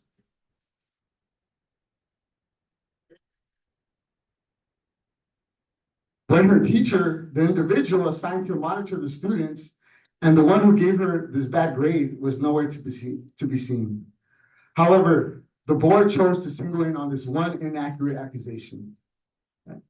We are convinced that the El Rancho Unified School Board purposefully misled their decision for this appeal grade to incompetently uphold Superintendent Villegas' decision. Just like you did when you made the statement during the last board meeting on April 16, 2024. I have one word to describe that statement: disgusting. You condoning malicious, vindictive behavior by your employees is the reason we are here. And to do it out loud is nothing shorter than disappointing and disgusting. I mean, what else were you going to do? What else were you going to say? We screwed up by not fixing our superintendent's mistakes and holding you accountable for your actions, so now you're reaping the consequences? You really want to conduct damage control? Get rid of Villegas. And how dare you? And how dare you call yourselves a board of trustees? You are more like a board of untrustees. There is nothing trustworthy about this panel. Additionally, I also want to say that if you work for the district and you come to say your praises, please save them. Save it for the next district party. Who I really want to hear from are the parents who have had a positive experience with this board and superintendent, because we are yet to find them. On the contrary, when we were out demonstrating, we received nothing but complaints. Furthermore, when do we begin making open house appearances or having parent summit events? We all know you're trying to save face. Mr. Easton, your time is up. Okay, let me just, Dr. Villegas, is there two cards, their card for Ms. We do. We have a card for Kenya Islas and Anthony Islas Okay. and Cecilia Islas. Okay, thank you.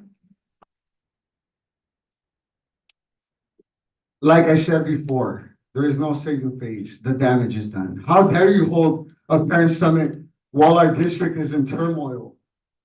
How dare you hold a parent summit while we have demanded the resignation of your superintendent? The disrespect. Have you no shame? We recently began a petition to emphasize the necessity of Marco Villegas' resignation, and he's still making YouTube videos. He made one earlier today. This petition has received more than 150 signatures in about a week. That's more than 150 people agreeing with us and saying he has failed our children and he needs to leave. How many signatures will it take for you to resign? 250, 500? If we collect 1,000 signatures, will you pack your belongings and leave?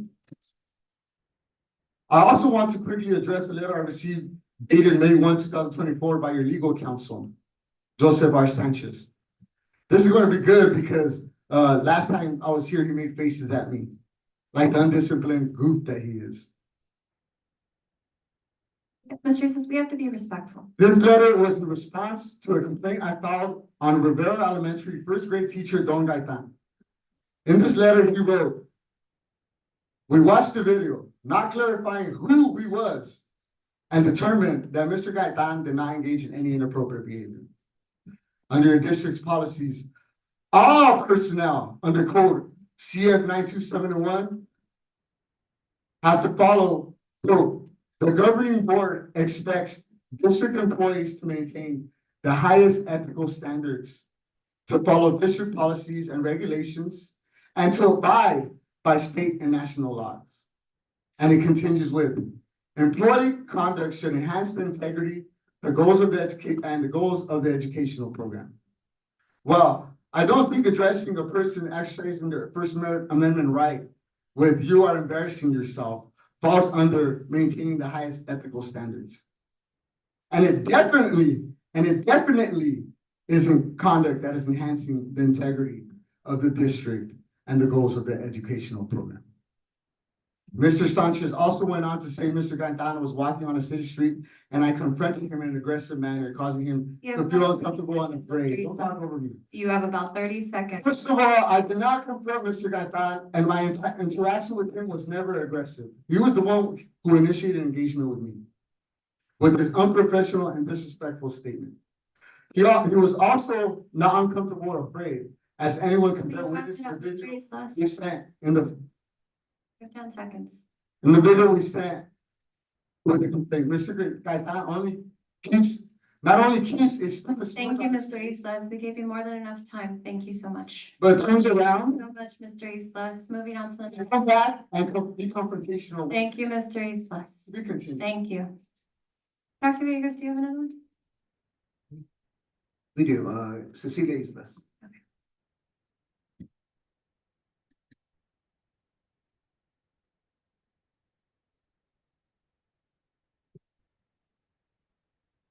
Good afternoon. We are here once again to continue to demand the resignation of Superintendent Dr. Villegas. At the last board meeting, Board President Arlene Perez made a statement after our public comments. Your statement stated something along the lines of, administrators, teachers, and all staff, please note that this entire staff and Board of Trustees stand by you and the decisions you made. You also stated to the community that the decisions that have been made are in the best interest of the students and their safety is top priority. This comment validates what we are here for. You stand by your teachers and staff and not your students. How many of you have reached out to any of the students who were part of these cases we are here for and followed up with them as to how they're doing and their well-being? Not one of you have.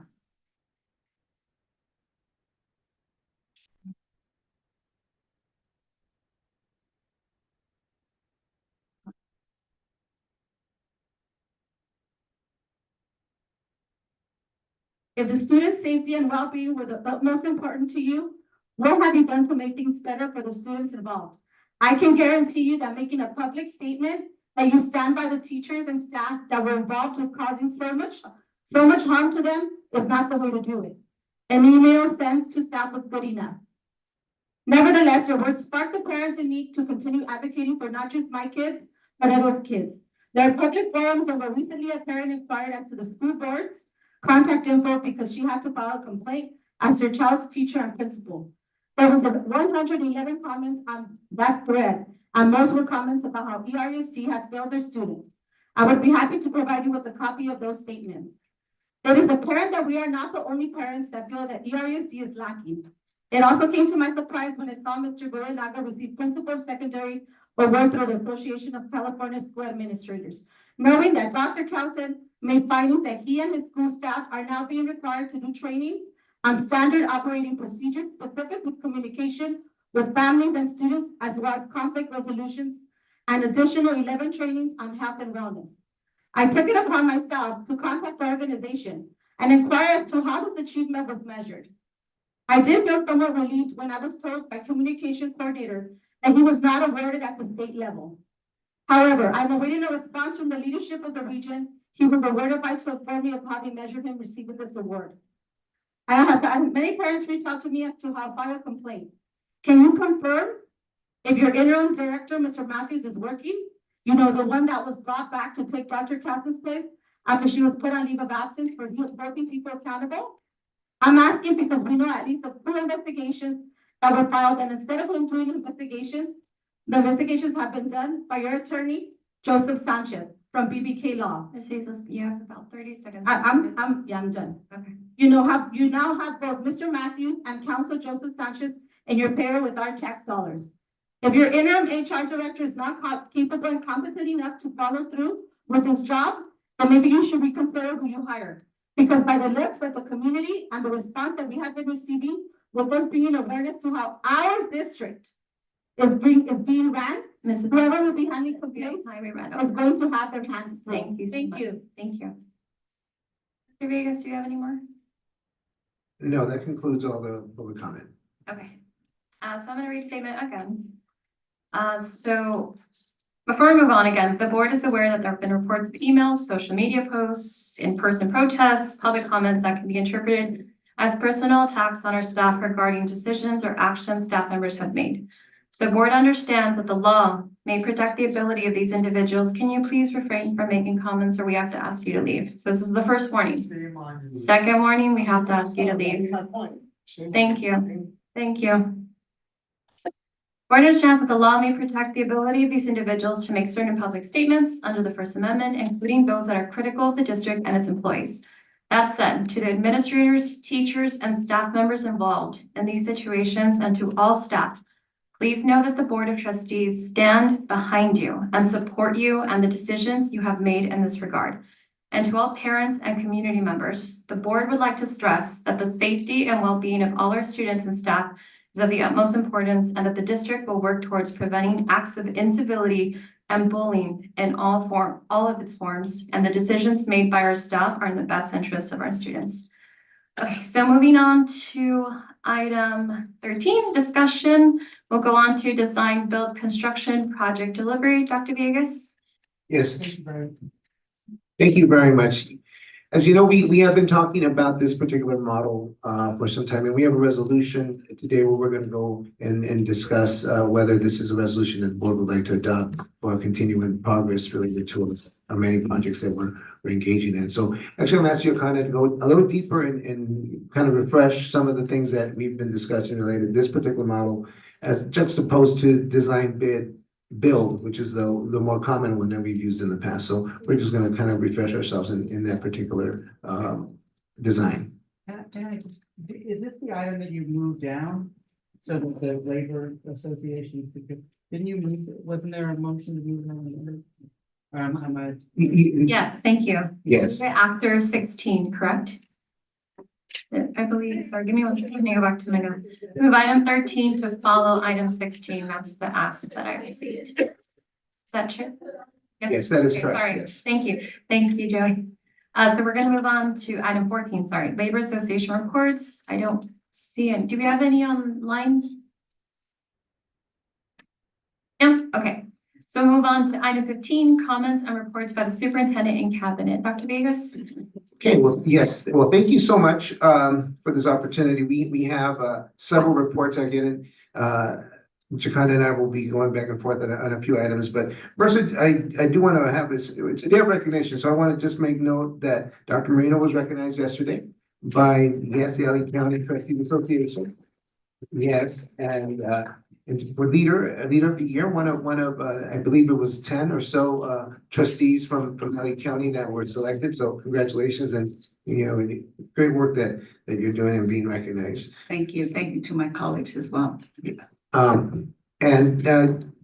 Moving on, we had a very successful parent summit on Saturday, our second annual parent summit, where we had many parents and performances, and we had keynote speakers and workshops. So as you know, it's a summit that has been planned since early in the year, and we've done it in April because that connects with Volunteer Appreciation Week usually, and so we've done it in that time, and it we sent out a survey, very positive responses that we received related to the various workshops that we had and well attended as well. So want to again congratulate the Ed Services team, specifically Jasmine, who led in that effort. So congratulations and thank you for that. And speaking of Ed Services, they've also been engaged in the LCAP process. And as if you know anything about the LCAP process, it's very time consuming. It allows different stakeholders to give input into where are we going to prioritize our monies and our goals for the future of our district. So again, our Ed Services team has been methodically going through the process and will be shortly sharing that with the board, some of the findings and priorities from the community and how we will move forward with our district. Also just want to share that we hopefully at our next meeting, we'll be sharing that we'll be hiring a new police officer that has been identified and went through the process, and someone will be coming in very shortly we'll be bringing it forward to the board at our next meeting. And I cannot, speaking of appreciation, this is Teacher Appreciation Week, so we haven't talked much about the team, but let's give our teachers a round of applause that are watching, that we're here. Certainly it's a week of recognition for them, and as you heard in many schools, various things are happening throughout the week. And we're going to culminate and have a big celebration for all our employees at the end of May, and so that's yet to come, as you know, at one of our next meetings. A few meetings ago, there was a request that we do the kindergarten book bag with books and with a t-shirt that says Future John. And so we have made many strides for that. The books have been ordered, book bags are on their way, and the shirts are designed now, and I think they're scheduled to be here next week. And we're looking at combining an event, I think it's called the Grad Walk. And so we're looking at actually the students who went to the elementary schools as they go back to their elementary schools to visit the kindergarten students and be part of disseminating those book bags to their students. And we'll make sure the board's aware of what days that is so they could be part of that as well, as it was, one of their desires for this to happen. Our facilities, lots of great things happening with facilities. And I want to make sure that we emphasize just in general and kind of clearing the air a little bit. So many great things happening in our district. So let me start with that. But one of the things is the facilities progress. And you heard a lot about the high school, but as you're just to kind of give us an update of a few of the other things that are not necessarily from the high school that are happening right now. Thank you, Dr. Villegas. I'd like to happily inform the board. I'll touch on the high school first. The library. It's if you haven't had a chance, if you were to go there, you would see it completely gutted. And we're making progress so that when our students return, our goal is to have new floors, electrical. We're going to bring a proposal for upgrading the lighting and the new furniture. So it's very exciting that we're able to create this opportunity for our students to be even more proud. Also, we are working on the adult school relocation to Ellen Ochoa campus, and that's full steam ahead. And it's going to open up the opportunity for the existing classrooms at EREC. So speaking of career technical education, that opens up those opportunities as well. I'd also like to give you good news that we qualified for $6 million. Yes. For the CalShape U&R grant. So previously our district had received funding for the assessment. That was completed, and then now we will bring to the board a resolution at the next board meeting requesting your authorization to move forward with this funding that would upgrade and repair our HVAC systems that still need, and as well as some of the plumbing. So that's great news. And then one last piece of great news. When Amigos de los Rios came earlier this fiscal year, they brought a committee and to review everything, the plan that we were implementing, and they were awarded an additional grant so that we'll be able to expand additional trees throughout our district.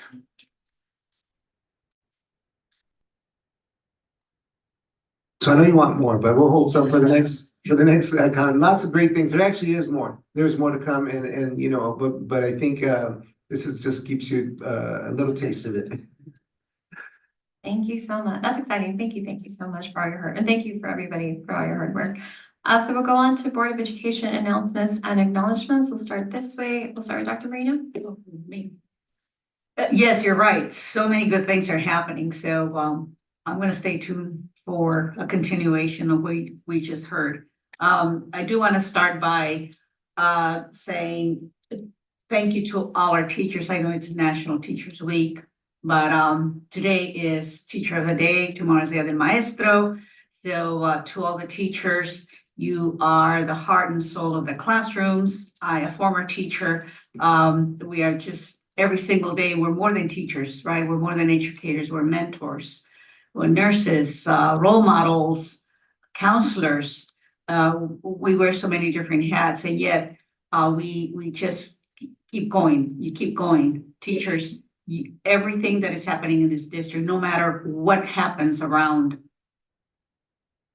us or on the students, you always make sure that their education, that their well-being is uninterrupted. You hold the fort. No, the community may be up in a roar, the district may be going every which way with so many good things happening, but you make sure that the kids stay the course. So I want to say thank you from the bottom of my heart to every single teacher, not only in the district, but throughout all of the classrooms, for doing a great, phenomenal job and shaping and creating the future generations.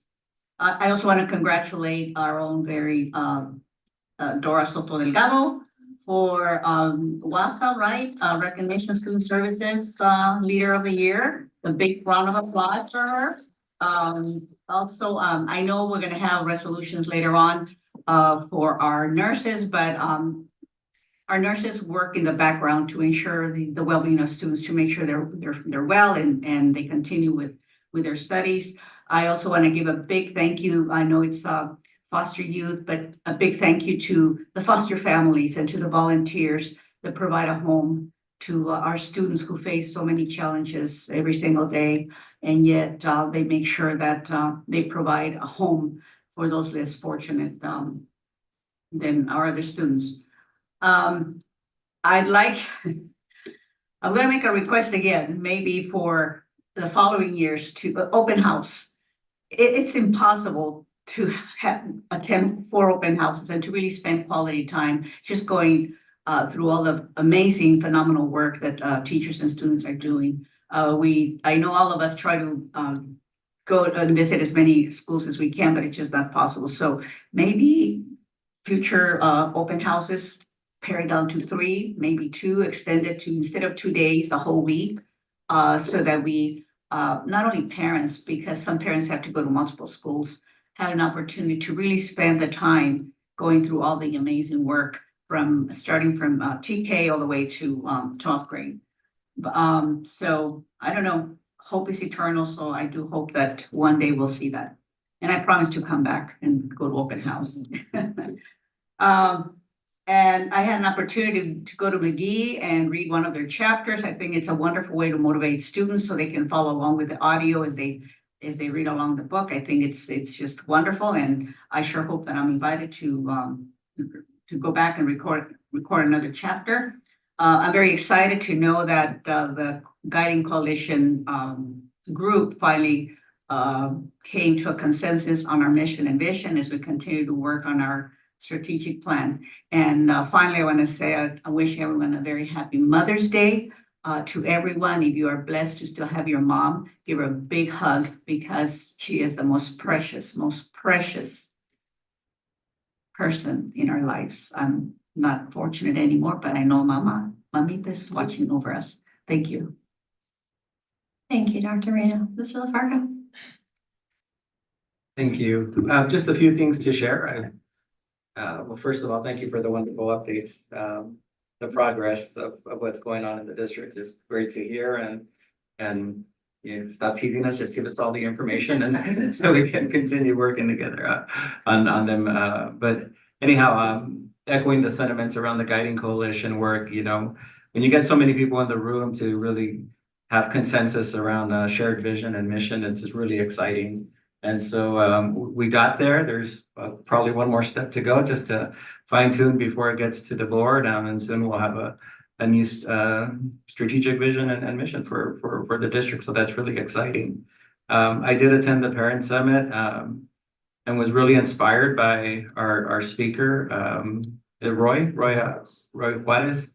He told a very personal story of perseverance and the challenges that led him to just do the work that he does right now and empowering youth and parents throughout the country. And I know we're starting a parent program with him as well. So it's exciting and hopefully that elevates the work that he's doing and the impact and our parents benefit from it. So really excited to see that. I did attend the mental health session.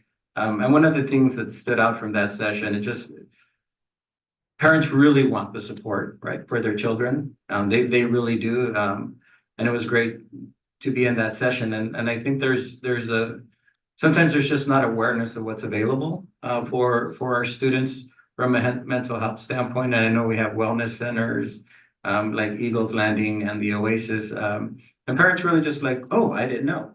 And so just how we continue to elevate the awareness so that students feel there's a safe place for them when the pressures of whatever happens at school, you know, to just give them a place to breathe and be who they are, and get away from the noise that, you know, may accelerate some anxiety or challenges that they're experiencing. So want to make sure that we continue to do that in terms of raising awareness for our students and parents so that they know those resources are available. I attended an after-school conference last week and I ran into somebody really special, Ms. Castagnon and Sylvia as well. The conference is called Boost, but it's the best out-of-school time conference in the West Coast, and it had 3,500 participants. And it's really more for practitioners of after-school programs in terms of the workshops that are offered. But there are some policy updates, and the CDE folks are there to provide that. And one of the takeaways for me was, you know, we talk a lot about our ELOP funding and that, which is solid funding. It's $5 billion at the state level.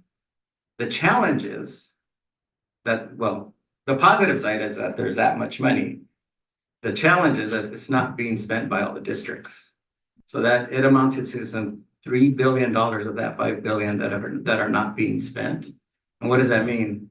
The legislators are going to see that is it money that you need or not? So I know we're not in that position, but you know, as you speak to your colleagues in other districts, it's just push that they spend those dollars because they're flexible dollars. They can provide a lot of enrichment and increased programming.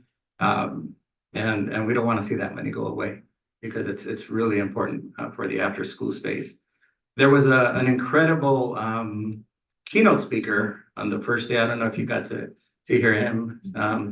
He looked like a taggart, dressed up in his cap and yeah, it's very different. He's a principal of and he turned around just an at-risk community and low-performing school through what I would just say love that he showed to his students in the community. And he wrote a book that just I wanted to offer in case you want to get it. It's called Relentless. His name is Hamish Brewer. Changing lives by disrupting the educational norm, right? So, I mean, he's the principal that, believe it or not, he tags with his kids at school. They tag up the school. They break the norms. Tells every kid he loves them. Love is a word that is thrown around by his teachers and his administration. So just a very powerful, different way to look at how to approach the work of being a principal in an inner city school, which was a big takeaway for myself. So it's really really happy to have experienced that. And then, of course, a lot of networking that happens, and I got to break bread with Gisela and Sylvia at the conference as well. So thank you for that. I got a chance to do my contribution, the chapter readings at McGee and their literacy program that they did for the month. I read chapter 16, that Fenway and Hattie. That was fun. I haven't seen it. I don't know how it came out, but hopefully if you log onto the website, you can hear everybody's chapter that they read who participated. So that was a lot of fun. Do want to thank all our teachers in this Teacher Appreciation Week. They do the heavy lifting each and every day, and their time and dedication is such a valuable asset for us here in this district. And as we're kind of winding down the year, thank you for hanging in there. Thank you for continuing to close out strong and educate our children. So I think those were the main points that I wanted to share today. So thank you very much. Thank you. Mr. Contreras? Thank you. And just before I start, I just want to say, Hector, and I love you. Good job. It is a very strong word, so I just want to let you know. Love you. Meaning from the bottom of my heart, by the way. I was invited also to McGee to read chapter 15 of Fenway and Hattie, and I also am excited to see what those results. And I want to thank Mr. Albarca for what he does over there in regards to the communications program he has going on there for our kids. They're doing a great job over there. I was also able to attend the open houses, and I also agree, it was kind of rushed. Bernie McGee, Rivera Elementary, and I enjoyed seeing all the projects and work that was completed by our students, walking into each and every classroom and seeing the students with their eyes lit up, and seeing that we take the time to see the work that they actually do. I saw some awesome volcanoes at Rivera. I still have the one that I made. Well, actually, no, I take that back. That my kids made, right? I just threw myself under the bus. Right? Because the kids are supposed to be making those things, right? I still have it, by the way. It still works awesome. So I want to thank Mrs. Sandra Renteria at Rivera for showing me the hard work that her students are doing over there. I also had the opportunity to visit the youth climate meeting at the Boys and Girls Club. I was very impressed with the outcome of the participants of our students. They showed a lot of sincere concern for the future of our planet, and many great ideas were shared amongst the groups that I was able to listen in on. It was a great event and opportunity for the student participation in shaping the way we will be addressing climate change. Not only within our community, but also within our world. Thank you to all the students who participated and to everyone who helped make it possible. Congratulations at hand to the El Rancho varsity volleyball team for having a successful season and ending up in first place in our league and going all the way to third round in CIF. It was an excellent run, and I enjoyed watching them play. Didn't get the opportunity to watch them play during the season. I saw some preseason work, and I was very excited. I knew they were going to go far just by the actual games that I did see. I was able to watch some CIF matches that were held here at El Rancho, first round and second round, and I think they did awesome. So hats off to them. Making it all the way to third round says a lot. Also, congratulations to the El Rancho baseball team for making it to the first round in CIF. Was it a tough loss? It is a Division III now, so it's a little bit rougher, tougher, better competition. But it just proves to show that our boys are learning and that program is growing. So thank you to all the coaches, Coach Rios and his staff. They're doing a very great job over there. I had the opportunity to join the Parent Summit also on April 27th. I want to thank the administrators and the staff who helped make this a successful event. We were surprised by folkloric groups from Valencia and North Ranchito who danced and sang to us, which I think was one of the highlights of the event. I also got to see my sister there, which I had no idea she was going to be there. I want to congratulate all the parents who were recognized at the event. And speaking of which, Miss Jennifer Prado, who we congratulated earlier with her son AJ, was one of the parents that was recognized at that event. So congratulations to her and all the other parents that were recognized. You're truly making a positive difference in the lives of our children and in our community. Please continue to be part of the solution so that together we can make our schools and community a better place. I also want to thank our guest speaker, Roy Juarez Jr., for delivering, as was said earlier, such a great message to those in attendance. I look forward to seeing him again within our district, inspiring our youth and empowering our educators. I know he has, he's going to be coming back to our district, but I'd really like to see him in front of our student body, giving his message to the student body. I think it'd be a really great impact. So I'm looking forward to seeing him in the future in front of our students. I'd also like to thank Ms. Dora, or congratulate actually, Ms. Dora Soto Delgado for the Student Services Admin of the Year. She did a great job. I'm very proud of you. You know how we feel as a board, and I'm speaking for myself. You do an excellent job day in and day out. Your work is truly seen and appreciated. I'd also like to thank Mr. Kendall Goyenaglia for getting the Principal of the Year. Did a great job. And the other administration and staff who were recognized at each school. Thank you for all of your hard work. Your work in and day out, as was said before, is truly appreciated. A couple more things. Salsa Girl, and I know this is going a little bit off topic, but the 30 years, I'd like to congratulate Mr. Marco Zapian for being such a involved community member and such a giver to our community, not only to the city, but also to our school district. A lot of the stuff that is done on behalf of Salsa Girl, on behalf of Mr. Marco Zapian, is done under the table, because that's the kind of guy he is. He doesn't like to be out there and announce all the stuff that he does, but he does a lot of great things in our school district. He did belong at one time to our school district and go here to a couple of schools.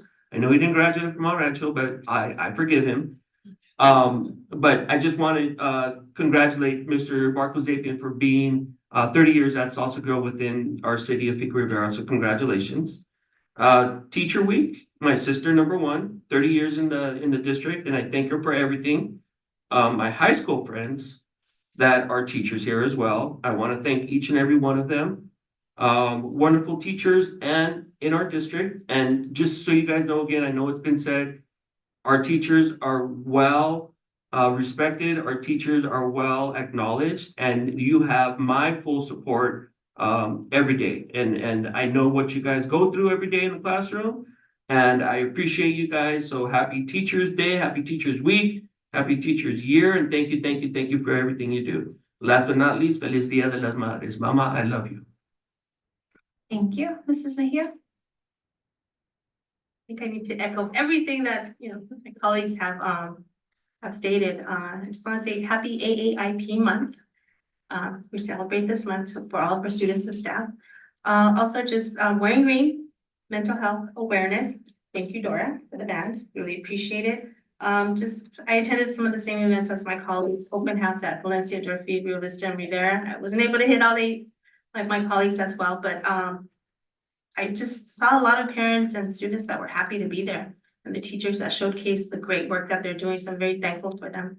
I had chapter 18 of Fenway and Hattie, and it was fun. I love it. I love that initiative. That's okay. I love that literacy initiative, and I hope I know that it'd be great if other schools could pick it up. I think it's a wonderful program that they have. I also attended the 2nd annual Parent Summit, and I just want to say thank you, Dr. Villegas, Cabinet, for the great work that you did. Attention to detail. Tables were beautifully decorated as well, and just the quality of the keynote speaker. Amazing speaker and great workshops. I was only able to attend one because it was prom day. I had to leave early, but the stress and trauma for our students took a lot of great takeaways, and I just really appreciate that workshop. The performances were amazing. Oh my goodness, your sister, Mrs. Barrera, doing an amazing job with our students. It's just very inspiring and very uplifting. I know that some of the sports teams were mentioned, but I also want to add CIF track and field for their CIF prelims performance. And we didn't make it to finals. However, as our keynote speaker says, never give up. We'll be back. I participated in a CSBA focus group on bullying and gun safety, and I'll be sharing some briefs with Dr. Villegas. It was very interesting, and there's a lot of good practices that they shared. I was happy to attend the Congressional Arts Program for District 38 hosted by Congresswoman Linda Sanchez. And I just want to say kudos to Mr. Zico and the students who swept photography. Again, yes, simply amazing. And also kudos to Mr. Diaz and the students as well who placed as well. They did place, we didn't get the top prize, but we made a great showing there. So congratulations to them. I did attend the last meeting of the year yesterday where our very own Dr. Marino was honored as a leader of the year. So congratulations to her. We also had a keynote speaker, that was, Assembly Member Manasucci, and he does have a bill, AB 247. It's a 14 billion facilities bond. That would be, it wouldn't be a burden on the taxpayers. It would be out of the general fund and not like a parcel or anything like that. So I'm hoping that we could do a resolution in support of it because it would be a chance for our district to have matching funds, which are sorely needed, and we'll be able to supplement our the plans of what we're doing here at the district. Let's see.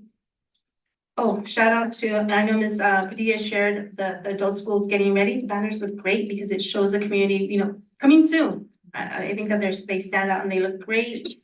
I just want to also congratulate Dr. Ross as a athletic trainer of the year, Dora, and our whole host of students who will be, you know, they'll be traveling to Texas. They're doing amazing. Yay! Yes, definitely a happy Teacher Appreciation Week. Point of personal privilege. Thank you to Mr. Rojo, Chef Luna, Ms. Centeno Tapia, Mr. Gan, and Mr. Retana, who are the teachers of my daughter, and also to my two sisters who are teachers. One of them here, Rosie, and my sister Lisa. Mama is very proud of you, up from heaven. And I hope, like my colleagues have stated, happy Mother's Day to all. Thank you. Thank you. I'm like, what else to say? Again, just I want to kind of go back. So I never thanked Mrs. Morales. She was a fifth grade teacher at Rio Vista, and I came in to talk about Pi Day. Fifth grade doesn't know what pi is. I didn't know that, but they learned what 3.14 was, and they wrote these really cute thank you cards. And so I just want to thank you. They made me cry. Just anytime we get thank you cards from students, like it just reminds me why we do what we do. Because sometimes it's late, right? It's a lot of work. So thank you so much for that. Thank you to Mr. Albarca. That book was, I have a little dog, and so reading the book, I felt like my dog was talking to me, like, no, I didn't, I know. But just reading my chapter, I was like, oh my God, Coco, I promise I'll play with you, you know, like it got very personal. So thank you so much for his great program, for going above and beyond, getting funding, building that program. And that's why we really want to push for that vertical alignment. I would love for the middle schools, I know Rivera has it, but I want to make sure that we can increase that vertical alignment at North Park and STEAM so that they have a program to grow in. Again, I was so proud when I saw the email of Dr. Marino. I was like, yes, she's on our board. So thank you for representing us and putting us on the map. The open houses, I completely agree with my colleagues. It was like rushing. I have Dr. Vegas to thank. So I was like, can I get a ride with you? Can we go in here? So thank you too much to the teachers. I'm forgetting her name, but the teacher that invited us to her classroom, it was a kindergarten classroom. Is what? Vega? Is it Vega? But she was great. The classroom was amazing. Even when you walk in, the video, the music, the energy. So just, it reminded me why I love elementary classrooms, the feeling you get. I did not have that in middle school. So thank you so much to all the teachers, the principals for making that happen. The Parent Summit, I wasn't able to, I was out of the countries, but I did hear great things. Thank you, Dr. Vegas. Thank you to staff for making that possible. All I've heard was great things. So thank you for making that possible. I know, again, we'll talk about National Nurse Awareness Week, Mental Health Awareness Week. I love it. And I love that we brought back the Community Resource Fair. So thank you, Dora. That reward you got, I feel like you deserve so many more awards, but thank you for making the Community Resource Fair. Anything I can do to volunteer, pass out flyers, please let me know. May 18th for the community. It's a great way for the community to come together, see what we're doing, giving, information. So any way I can help, please let me know. Just a reminder, WASDA, we're gonna have our spring social May 30th. It's a Thursday. It's at Ochente. I know I've heard from some of you. You can just let me know. Cabinet staff, you're welcome to attend. The last two, National Teacher Day. especially being in the classroom, my God, I remember one of my interviews for coding, they asked me, what's the hardest thing you did? And coding is nothing compared to teachers when you are handling personalities, emotions, IEP meetings, your lesson planning. And just thank you so much to all those teachers out there who are doing so much. And same, when you were talking about your family, like, I'm going to do a shout out to, thank you to I call her Auntie Lee, but Mrs. Chavez, she actually got, which I'm excited, she got Employee of the Year at Rio Vista. So I'm excited to celebrate her next time. But thank you to everything you do. And happy Mother's Day to my mom and to my sister, who's a recent mom, and toddlers is fun. But thank you so much for everybody. All right. Can I just say thank you to our own Jenny Coronat for making sure we had our parking during open house. Thank you. That really helped. Thank you. We survived because you, Jen. All right, so let's move on to we're gonna go back to item 13, discussion. Item A, design, build, construction, project delivery. Dr. Vegas? Yes, so we had started talking about this particular design model, and we had a couple board meetings ago. We discussed how there's different types of delivery models that exist. And so we've been mostly using design bid build, and that's the model that we've been using, but we were entertaining the use of design build. And so we wanted to pass a resolution to help us see if this could expedite us in the work that we do. And so Jacana is going to go a little deeper on that as well. Thank you. Of course, I'll be able to answer your questions, but in general terms, what we are bringing to you for consideration and your discussion today is to satisfy the requirements of preparing to undertake additional projects. We have worked very hard in terms of getting things moving and delivering the promises that had been made and providing results. We are working parallel to all of this endeavor on our facilities master plan that will be presented to you for approval in June. And all of these pieces align to those needs because these are the needs of the district, which are many. So we're taking into consideration what we have heard from the community in terms of the needs at our high school, the shade shelters that were promised. We're also presenting the consideration to putting the HVAC units in our cafeterias, which had been removed from the original scope with the MPRs. So there are approximately $49.1 million estimate in work that we can start in a very strategic and intentional manner.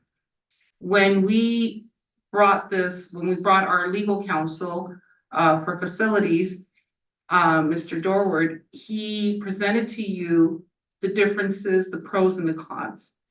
I would like to reemphasize that the goal of implementing a design build method is to achieve efficiency and cost saving in terms of like the MPRs. Instead of waiting over 3 years, we could award a contract where we schedule all of that work in an efficient manner, get the contractor to assume and calculate the risk and provide us a guaranteed maximum price.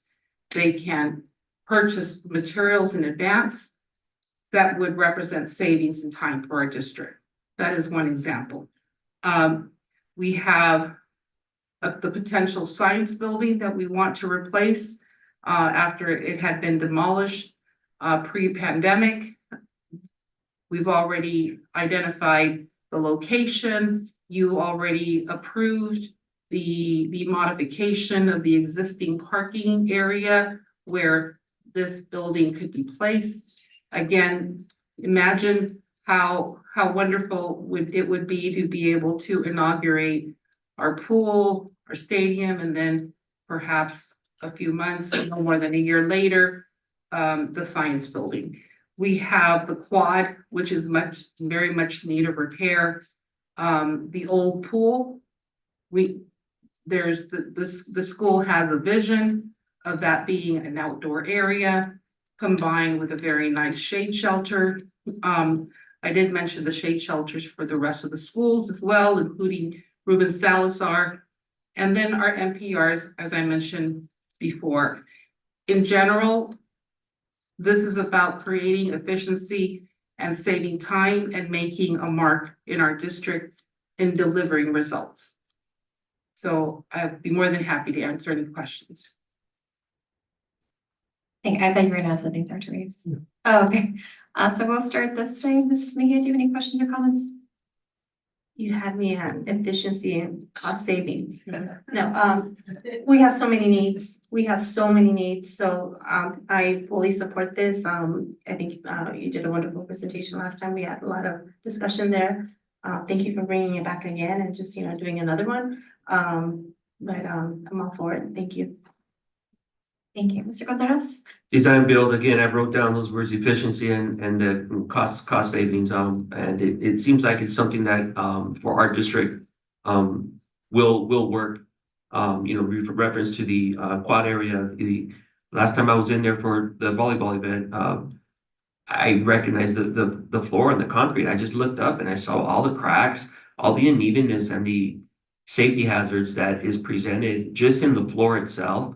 And then I happen to look up and although we've done the Amigos de los Rios as far as the tree planting, the lack of shade, the lack of trees, I remember all the trees in the quad and being able to hang out and sit down on a bench and having those shaded trees be there, and that was our hangout area, our place of where we created memories and where everybody was just there. And just so many good memories of having that quad area. So I'm looking forward to seeing what that design of our new quad area will be.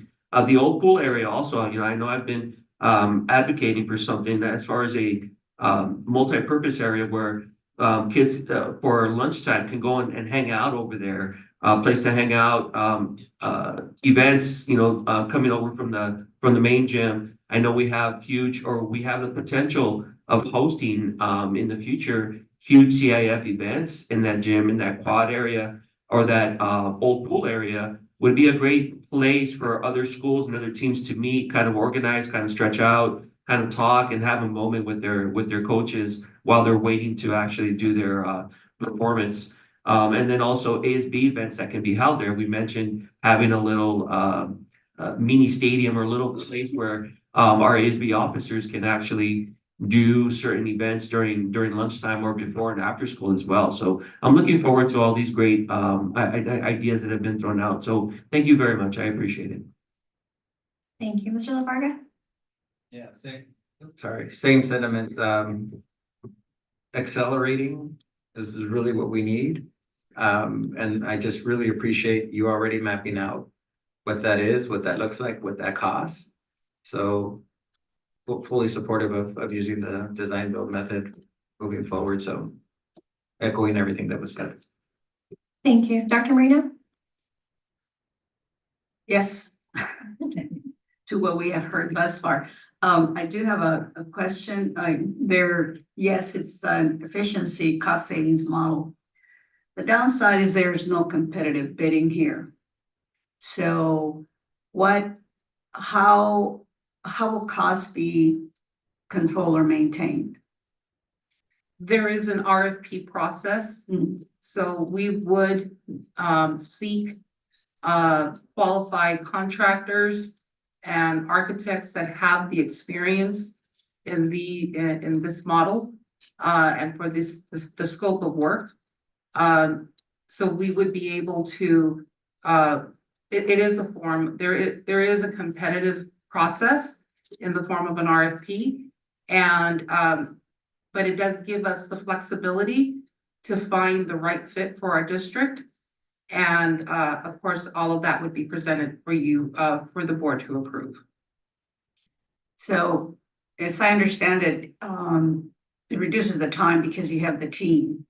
You have the designer, you have the construction working, and of course, the business office working together.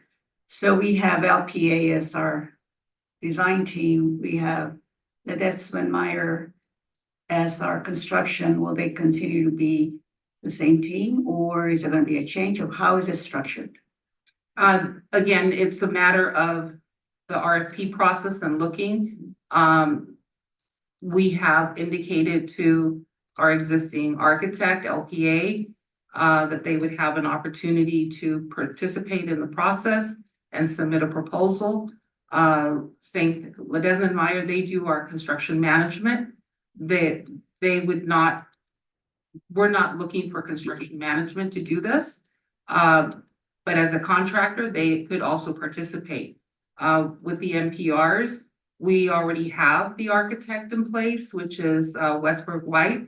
It would just be in the terms of our legal counsel, it's marrying the Westberg White with a contractor. So we would go through that process of selecting a contractor. Thank you. No further question. Echoing what my colleagues say, I'm totally for it. My only concern is where does the, and I know I've asked you, Dr. Vegas, where does the band room come in, like for future projects? If that's, you know, I love what we have, but I do. That would, we're looking at that as part of, most likely as part of the K building. Yeah, and as that would be at the next phase. We talked about the bond, that state bond. And so right now we have, we put in line to access some of those funds as soon as we're available. So it would appear that sometime after this project is done, and then we would start working on the K building. And then the K building would also have the little theater, and we have the band room as part of that whole renovation in that area. So it's very conceivable that within 5 years, we would be able to have that entire, all of these things done and the K building. So is it that, just a question, why is the front of the school a priority because of safety? Or why is that a priority over the K building? Does it cost, like, just? So this is, excuse my expression, this is low hanging fruit in terms of. So like cost, it's cheaper? Yes. Okay. And we would improve the access and the safety.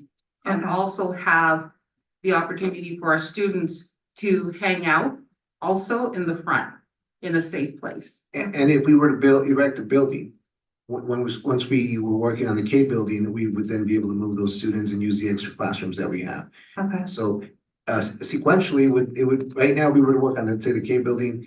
We don't necessarily have spaces for all of those, you know, the facilities, all the students that are in those classrooms. So if we erect the K building first, you know, those, let's say the science classrooms would go into that science building, you would have all those science rooms available, you'd be able to move those students there, and then you can work on this. So it works as part of the plan as well. Yeah, but it also makes sense because, you know, we'd likely be able to access seismic mitigation money as well. Okay. And there's different aspects of this that we're looking at. I'm just curious, because I get it, and if it's cost and a safety, I just can't spend the majority of the time in the classrooms, and I just want to make sure that they're getting, you know, that we bring that back, so I just wanted to, I understand. And if I may add, the front of the school would include the bridge that comes to a halt. We have that bridge that used to connect to a building. Oh, yeah. Okay, sorry. So then we would be able to do something there as well. Okay, and I just, for the, I do want to come to the high school to see the band situation, because I've heard stories, so I just want to make sure that we, even if, you know, if it's a K building, what is the temporary solution? So I want to just, I know you had a question. Yeah, just a comment more so than actually another one for the bridge. I want to call it the bridge to opportunity, because it's been called other things, but I think that gives us something to look forward to. So I'd like to refer to it as a bridge of opportunity. And then also, I just wanted to make sure, and it was confirmed with me, but I want to make sure with you that our union labor agreement still falls into place with this type of building, this type of process, correct? Correct, and that is a huge advantage that we have as a district, because that's already there. We have that in place, and that's one of the requirements. Thank you. For other districts, that would be a challenge. Okay. Thank you so much, Gio. Thank you, Dr. Vegas. So we'll move on to item B, to proceed for first reading revised board policy 6146.1, high school graduation requirements. So we will start, we'll start this way. Dr. Marino, do you have any comments? Questions, more comments, on line, let's see. Line 32. Students may complete such coursework prior to grade 9. Is it when? Is this 8th grade, 7th grade? Those are the kids that take accelerated math at middle school and actually complete integrated math 1 in 8th grade, well, over 7th and 8th grade. So they actually complete the algebra 1 requirement before they even set foot on Rancho High School, and they start integrated 2 in sophomore year, or some of them get it done through what we used to call the Escalante program, is now Rio Hondo Academy, over the summer. So they come in with that course already in place. They only have 2 courses to satisfy the math requirement, right? So they For high school. So they still earn so the state says you have to meet that requirement. So they've already met the algebra 1 requirement prior to even starting at the high school.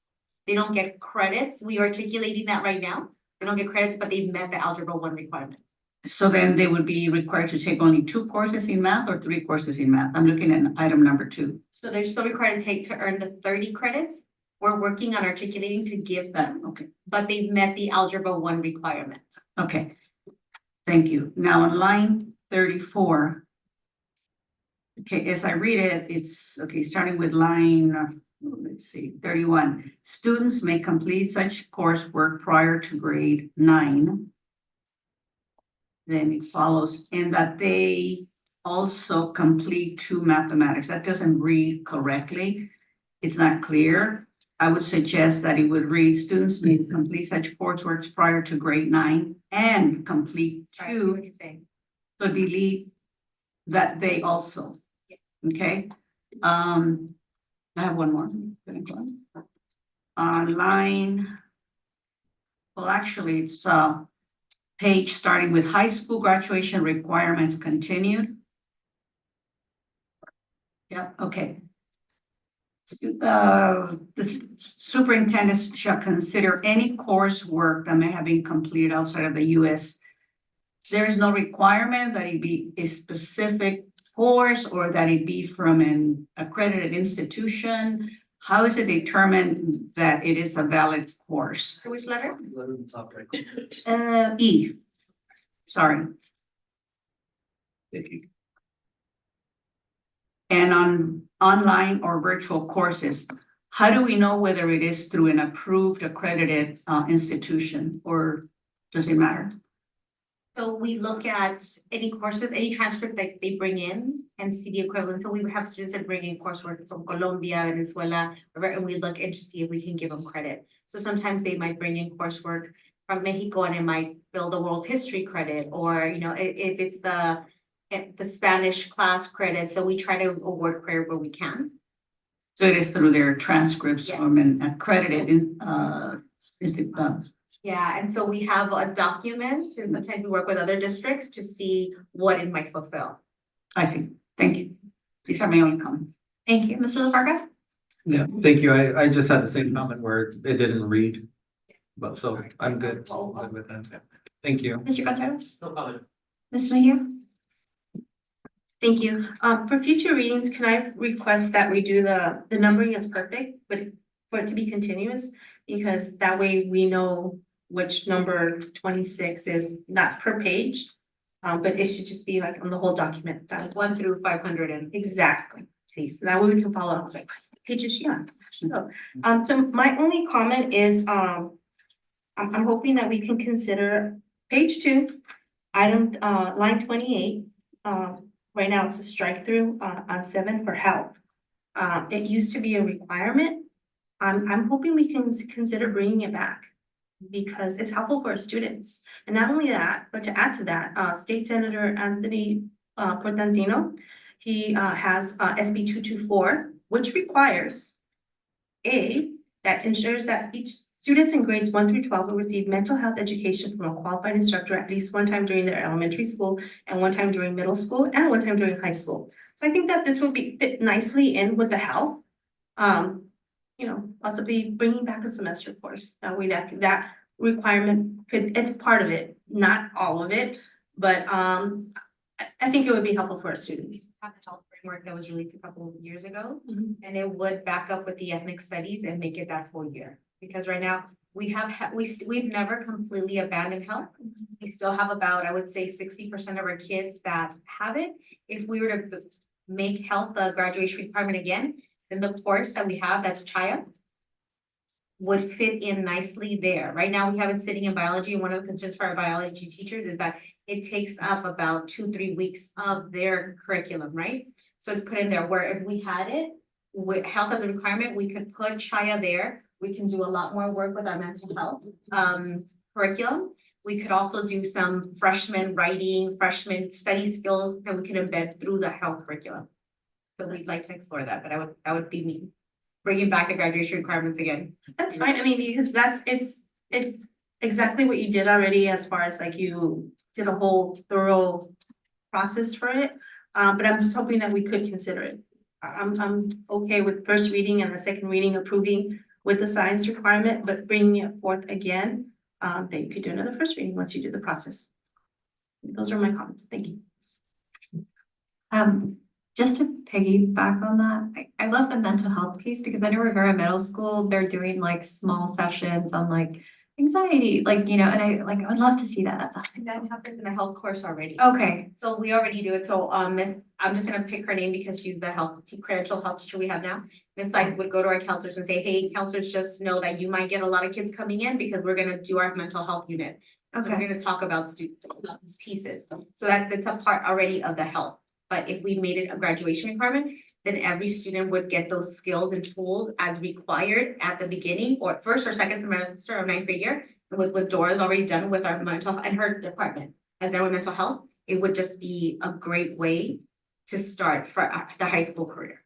Yeah, and I love it because health class when I was in high school was not that. So I'm like, just obviously in the future, I would love to see financial literacy as a high school requirement. I know Mr. Ratana is very passionate about it. I'm very passionate about it. I know, I believe Esther has talked about it. Like, I would want to see that because it's something that, the kids are saying that sometimes they leave high school without certain skills and everyone needs to know finance. It's just the way that everybody needs to be more mentally healthily aware. I think finances is so important. So I would be interested in exploring that in the future. What does that look like? Because I know some districts, I know even at the state level, they're trying to like push legislation to make it a high school requirement.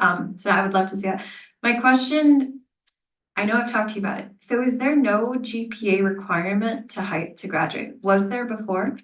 There briefly was again with the 3-year of science. So the same year that there was a 3-year of science requirement, there was a graduation GPA requirement, but that GPA requirement wasn't to graduate, it was just to participate in the graduation ceremony. Again, for the future, I would want to explore that because I do think that sets the bar, and the expectation. Graduate or to participate in the ceremony? We've never. I think no, I think to walk the ceremonies, activities, I think it's, I don't know. I remember, I believe it was 2.0 to graduate. So I think one of the issues that came up is we're saying you can earn the diploma, you just can't participate in the activity. And that's where I would want to explore that because if there's none, so right now there's none. Can they graduate with a 1.5? So they can graduate with a 1.5, they can graduate as long as you meet the graduation requirements in terms of the credits and the categories, the subject areas, then you can graduate. But so right now, just to clarify, sorry, are there students that are graduating with below a 2.0 but met the course credits? So if you can get D's in all the different and graduate, with the D is a passing grade.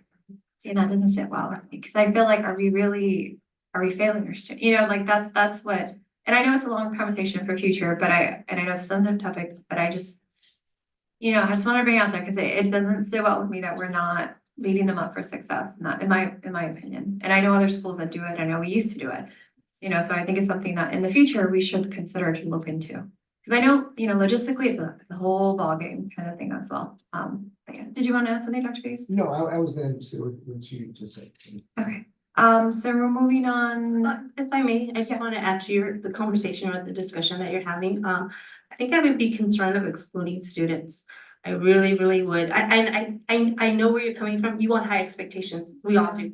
We all do. We want to set the bar high for our students and tell them we believe in you, you can do it, but I'd be afraid to exclude students. I really would. Well, do we, because I don't know here, but I know in my school, when I taught, they couldn't participate in activities if they didn't have a GPA. Do our middle schools and elementary schools, not elementary, but maybe middle schools, do they have that requirement or anybody can walk?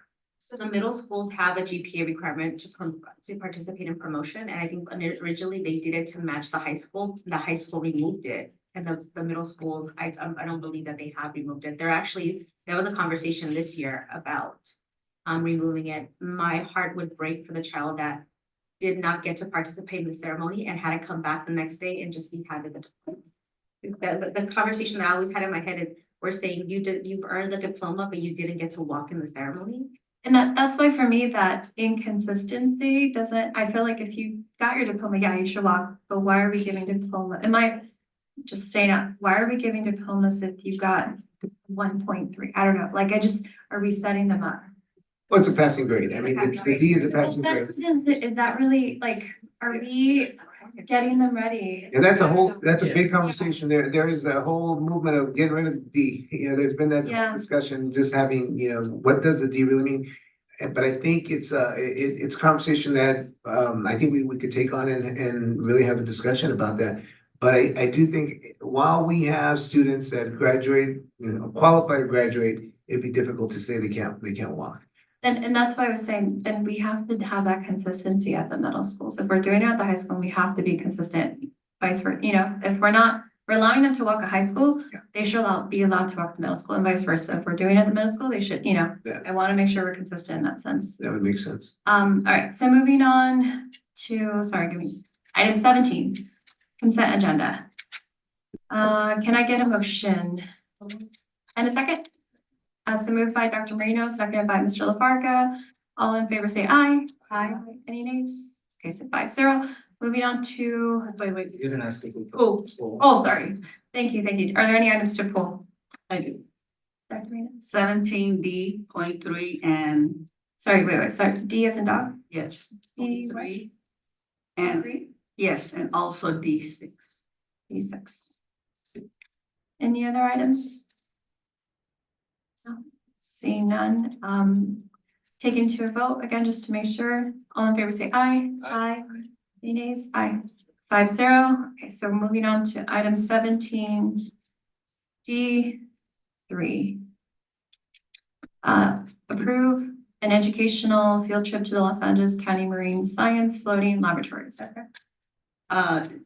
Just a comment. Oh, but I have to open it, but Oh, yeah, right, that's it. Okay. Motion. Yeah, can I get a motion? Here, B, yes. And a second?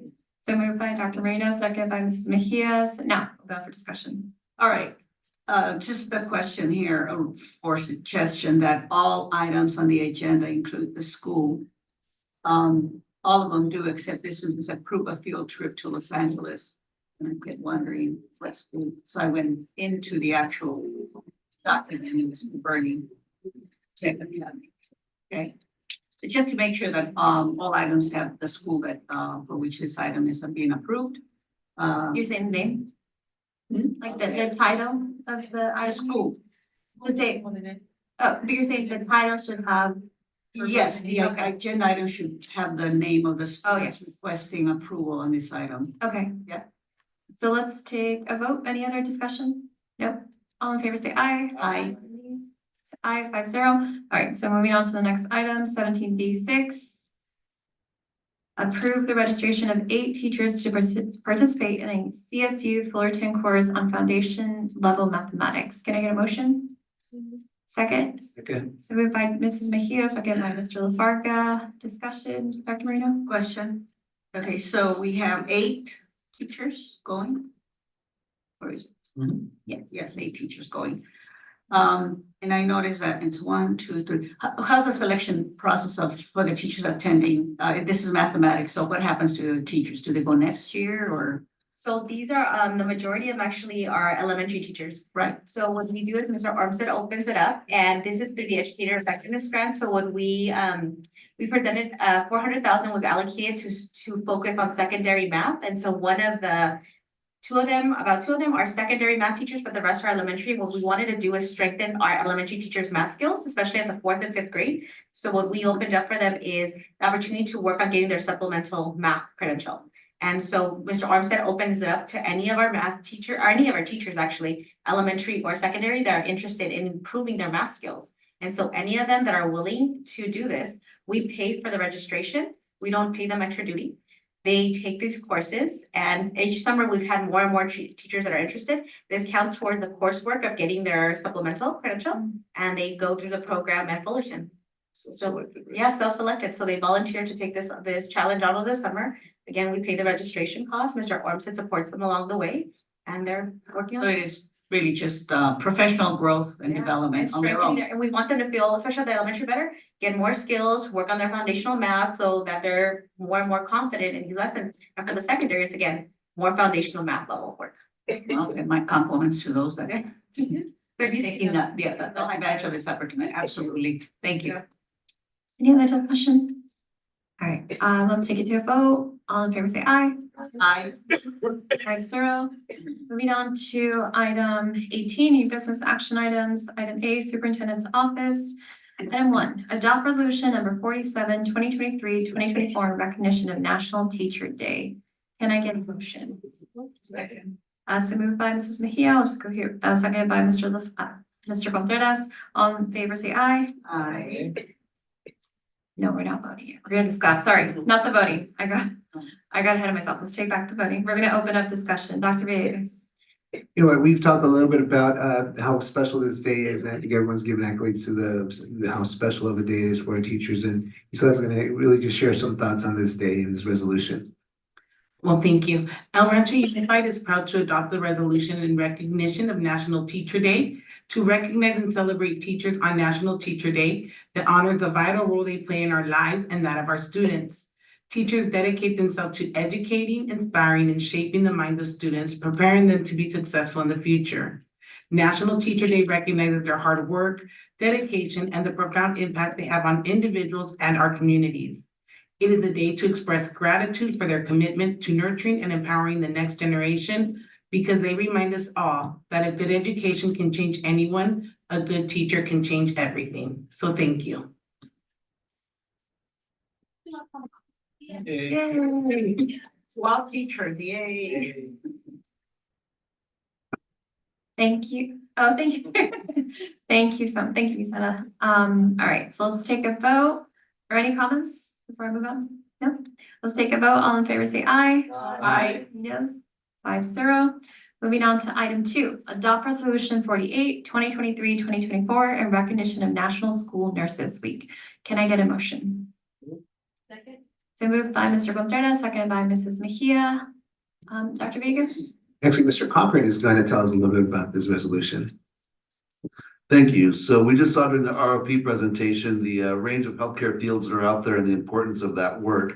Schools are another area that require that trained, skilled nurse that can come in and help us with that. So in El Rancho, we're blessed to have a great team of nurses that support our students in participating in their education and helping them engage in the school communities.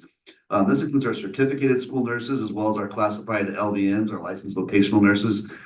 These nurses work together as a team. They cover all corners of our city to make sure our students have the treatment, the care, the support, medications, procedures that they need to stay healthy, ready to learn, ready to be here every day as much as possible. And it's really an integration between them and their healthcare providers at home. Those credentialed school nurses actually work with the healthcare plans and create those in partnership with the doctors to make sure that our students are able to have that appropriate care ready and available on a daily basis. So we'd like to take this moment to recognize them and the work that they do and say thank you in helping keep our students safe and healthy, and our staff as well at times. Ready? I'll do that stuff. I have a question. Yeah. How many nurses do we have in the district? We currently have 3 RNs. We have 1 in process because we did have a resignation, and then we have 7 LVNs. Thank you. Any other discussion? Ms. Rosales? Also, more so of a comment, and to those numbers, I know we run thin in some of the schools, and you said some of our staff, a lot of our staff is very involved because as you just stated with those numbers, they can't be everywhere every time, and our kids at every school, at every level, they're coming into the offices and they're, whether it be something very minor from a cut to a bruise or whatnot. I really want to acknowledge the staff that helps our nurses and our RNs and our LVNs on a daily basis. And I'd like to thank those schools that go above and beyond to train those staff members to be first aid responders, to know CPR. So I'd like to, hopefully in the future, we can continue to do that as far as the training process. As basic as it may be, sometimes, it's just putting a Band-Aid on top of a small, cut or whatnot. But I'd like to, like I said, acknowledge those staff members and at the same time, in the future, see if we can continue that type of training. So thank you very much. Thank you. Any other comments, questions? All right, so let's take a vote. All in favor, say aye. Aye.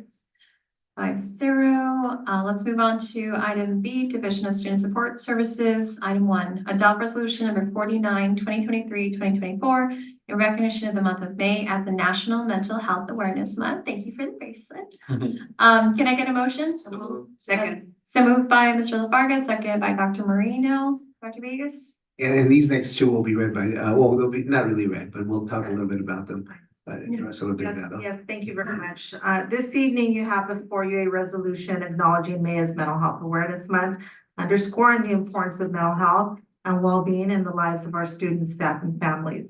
Mental Health Awareness Month serves as a platform to promote understanding, raise awareness, and reduce stigma surrounding mental health issues. By recognizing this month, we affirm our commitment to fostering a supportive and inclusive environment that prioritizes mental health needs of our school community. By adopting this resolution, we demonstrate our commitment to prioritizing mental health and well-being as an essential component or essential components of student success and achievement. Thank you. Any questions or comments? I just want to thank you and your team because I think that's one of our districts, what we're known for now because of you and your team. So thank you for prioritizing mental health and thank you. Not everybody, but you.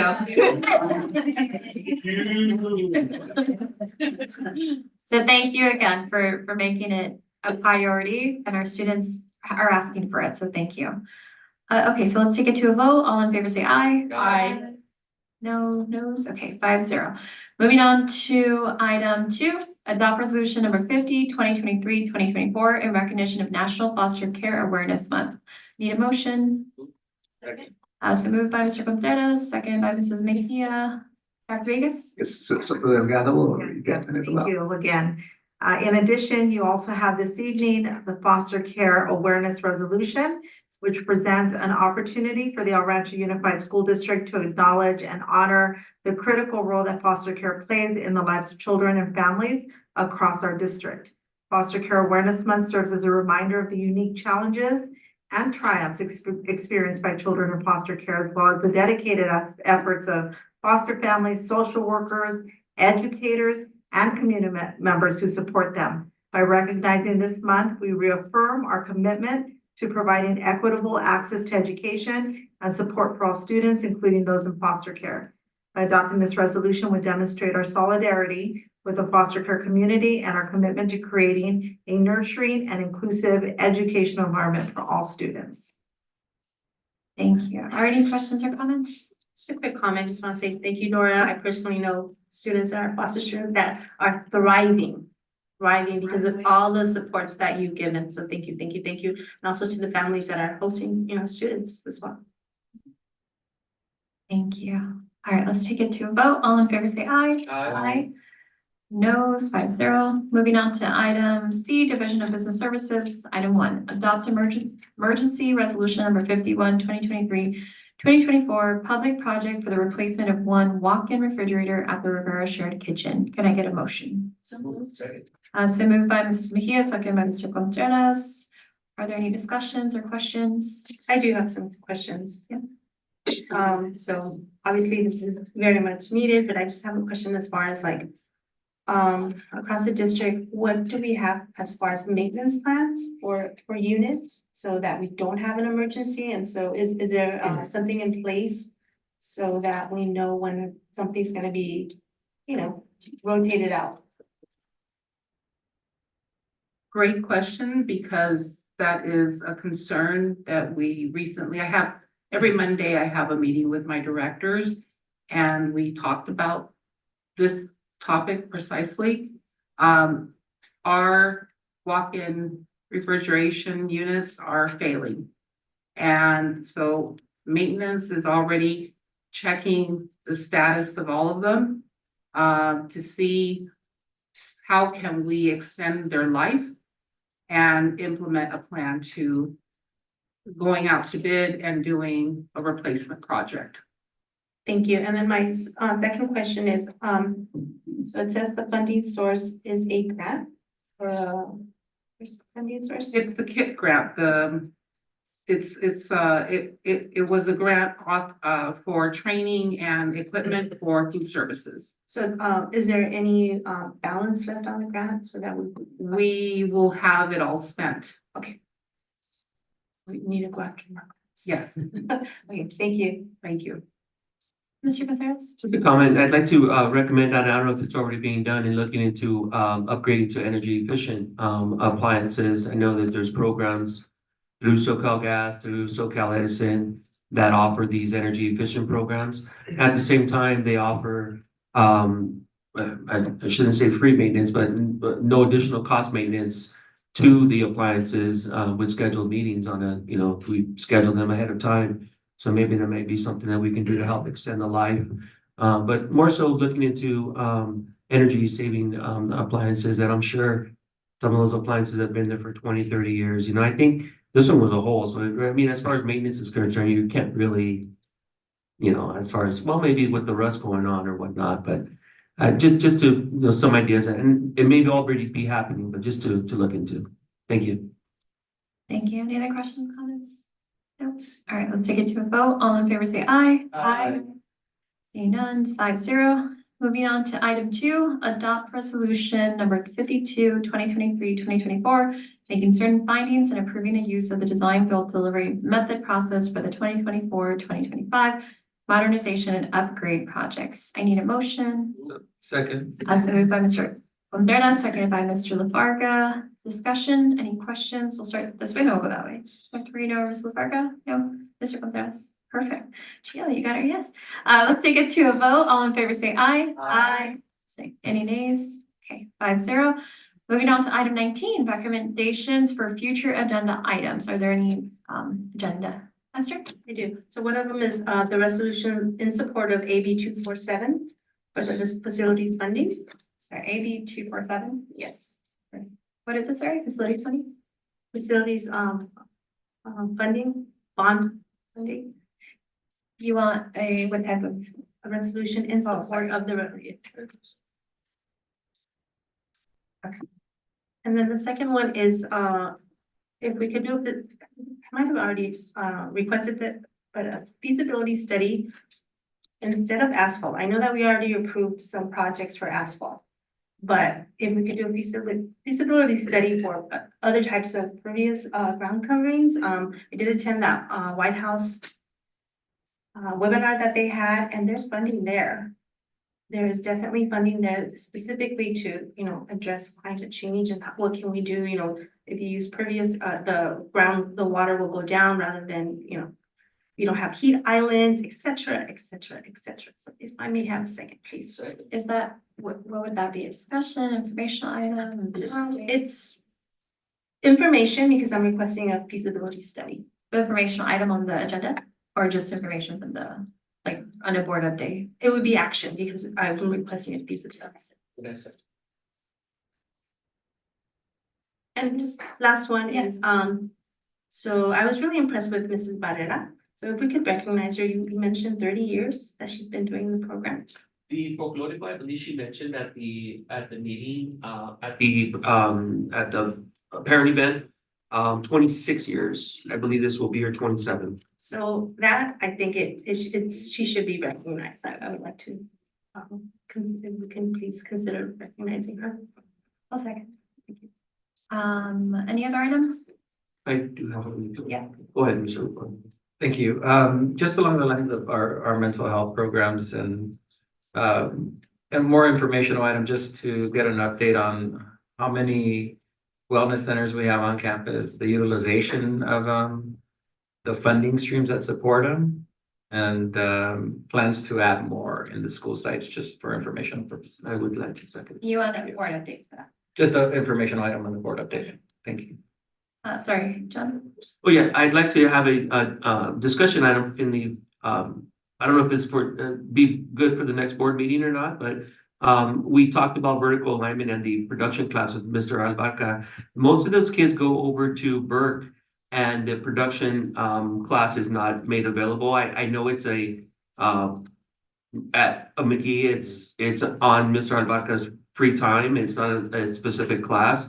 And I know that Rivera Middle School does offer it, but since most of the kids or the students that attend McGee transfer over to Burke, I'd like to see the possibility, open up a discussion on the possibility of having a continuation production class, and then also to continue it over at El Rancho High School, because as we all know, we live in the second biggest market as far as communications is concerned, and having this production class, how better prepared can we get our kids starting from an elementary level going on to junior high and then high school level and going into a college level already knowing half of what some of those college students don't know. So I think it'd be a great opportunity for us to lead the way in this.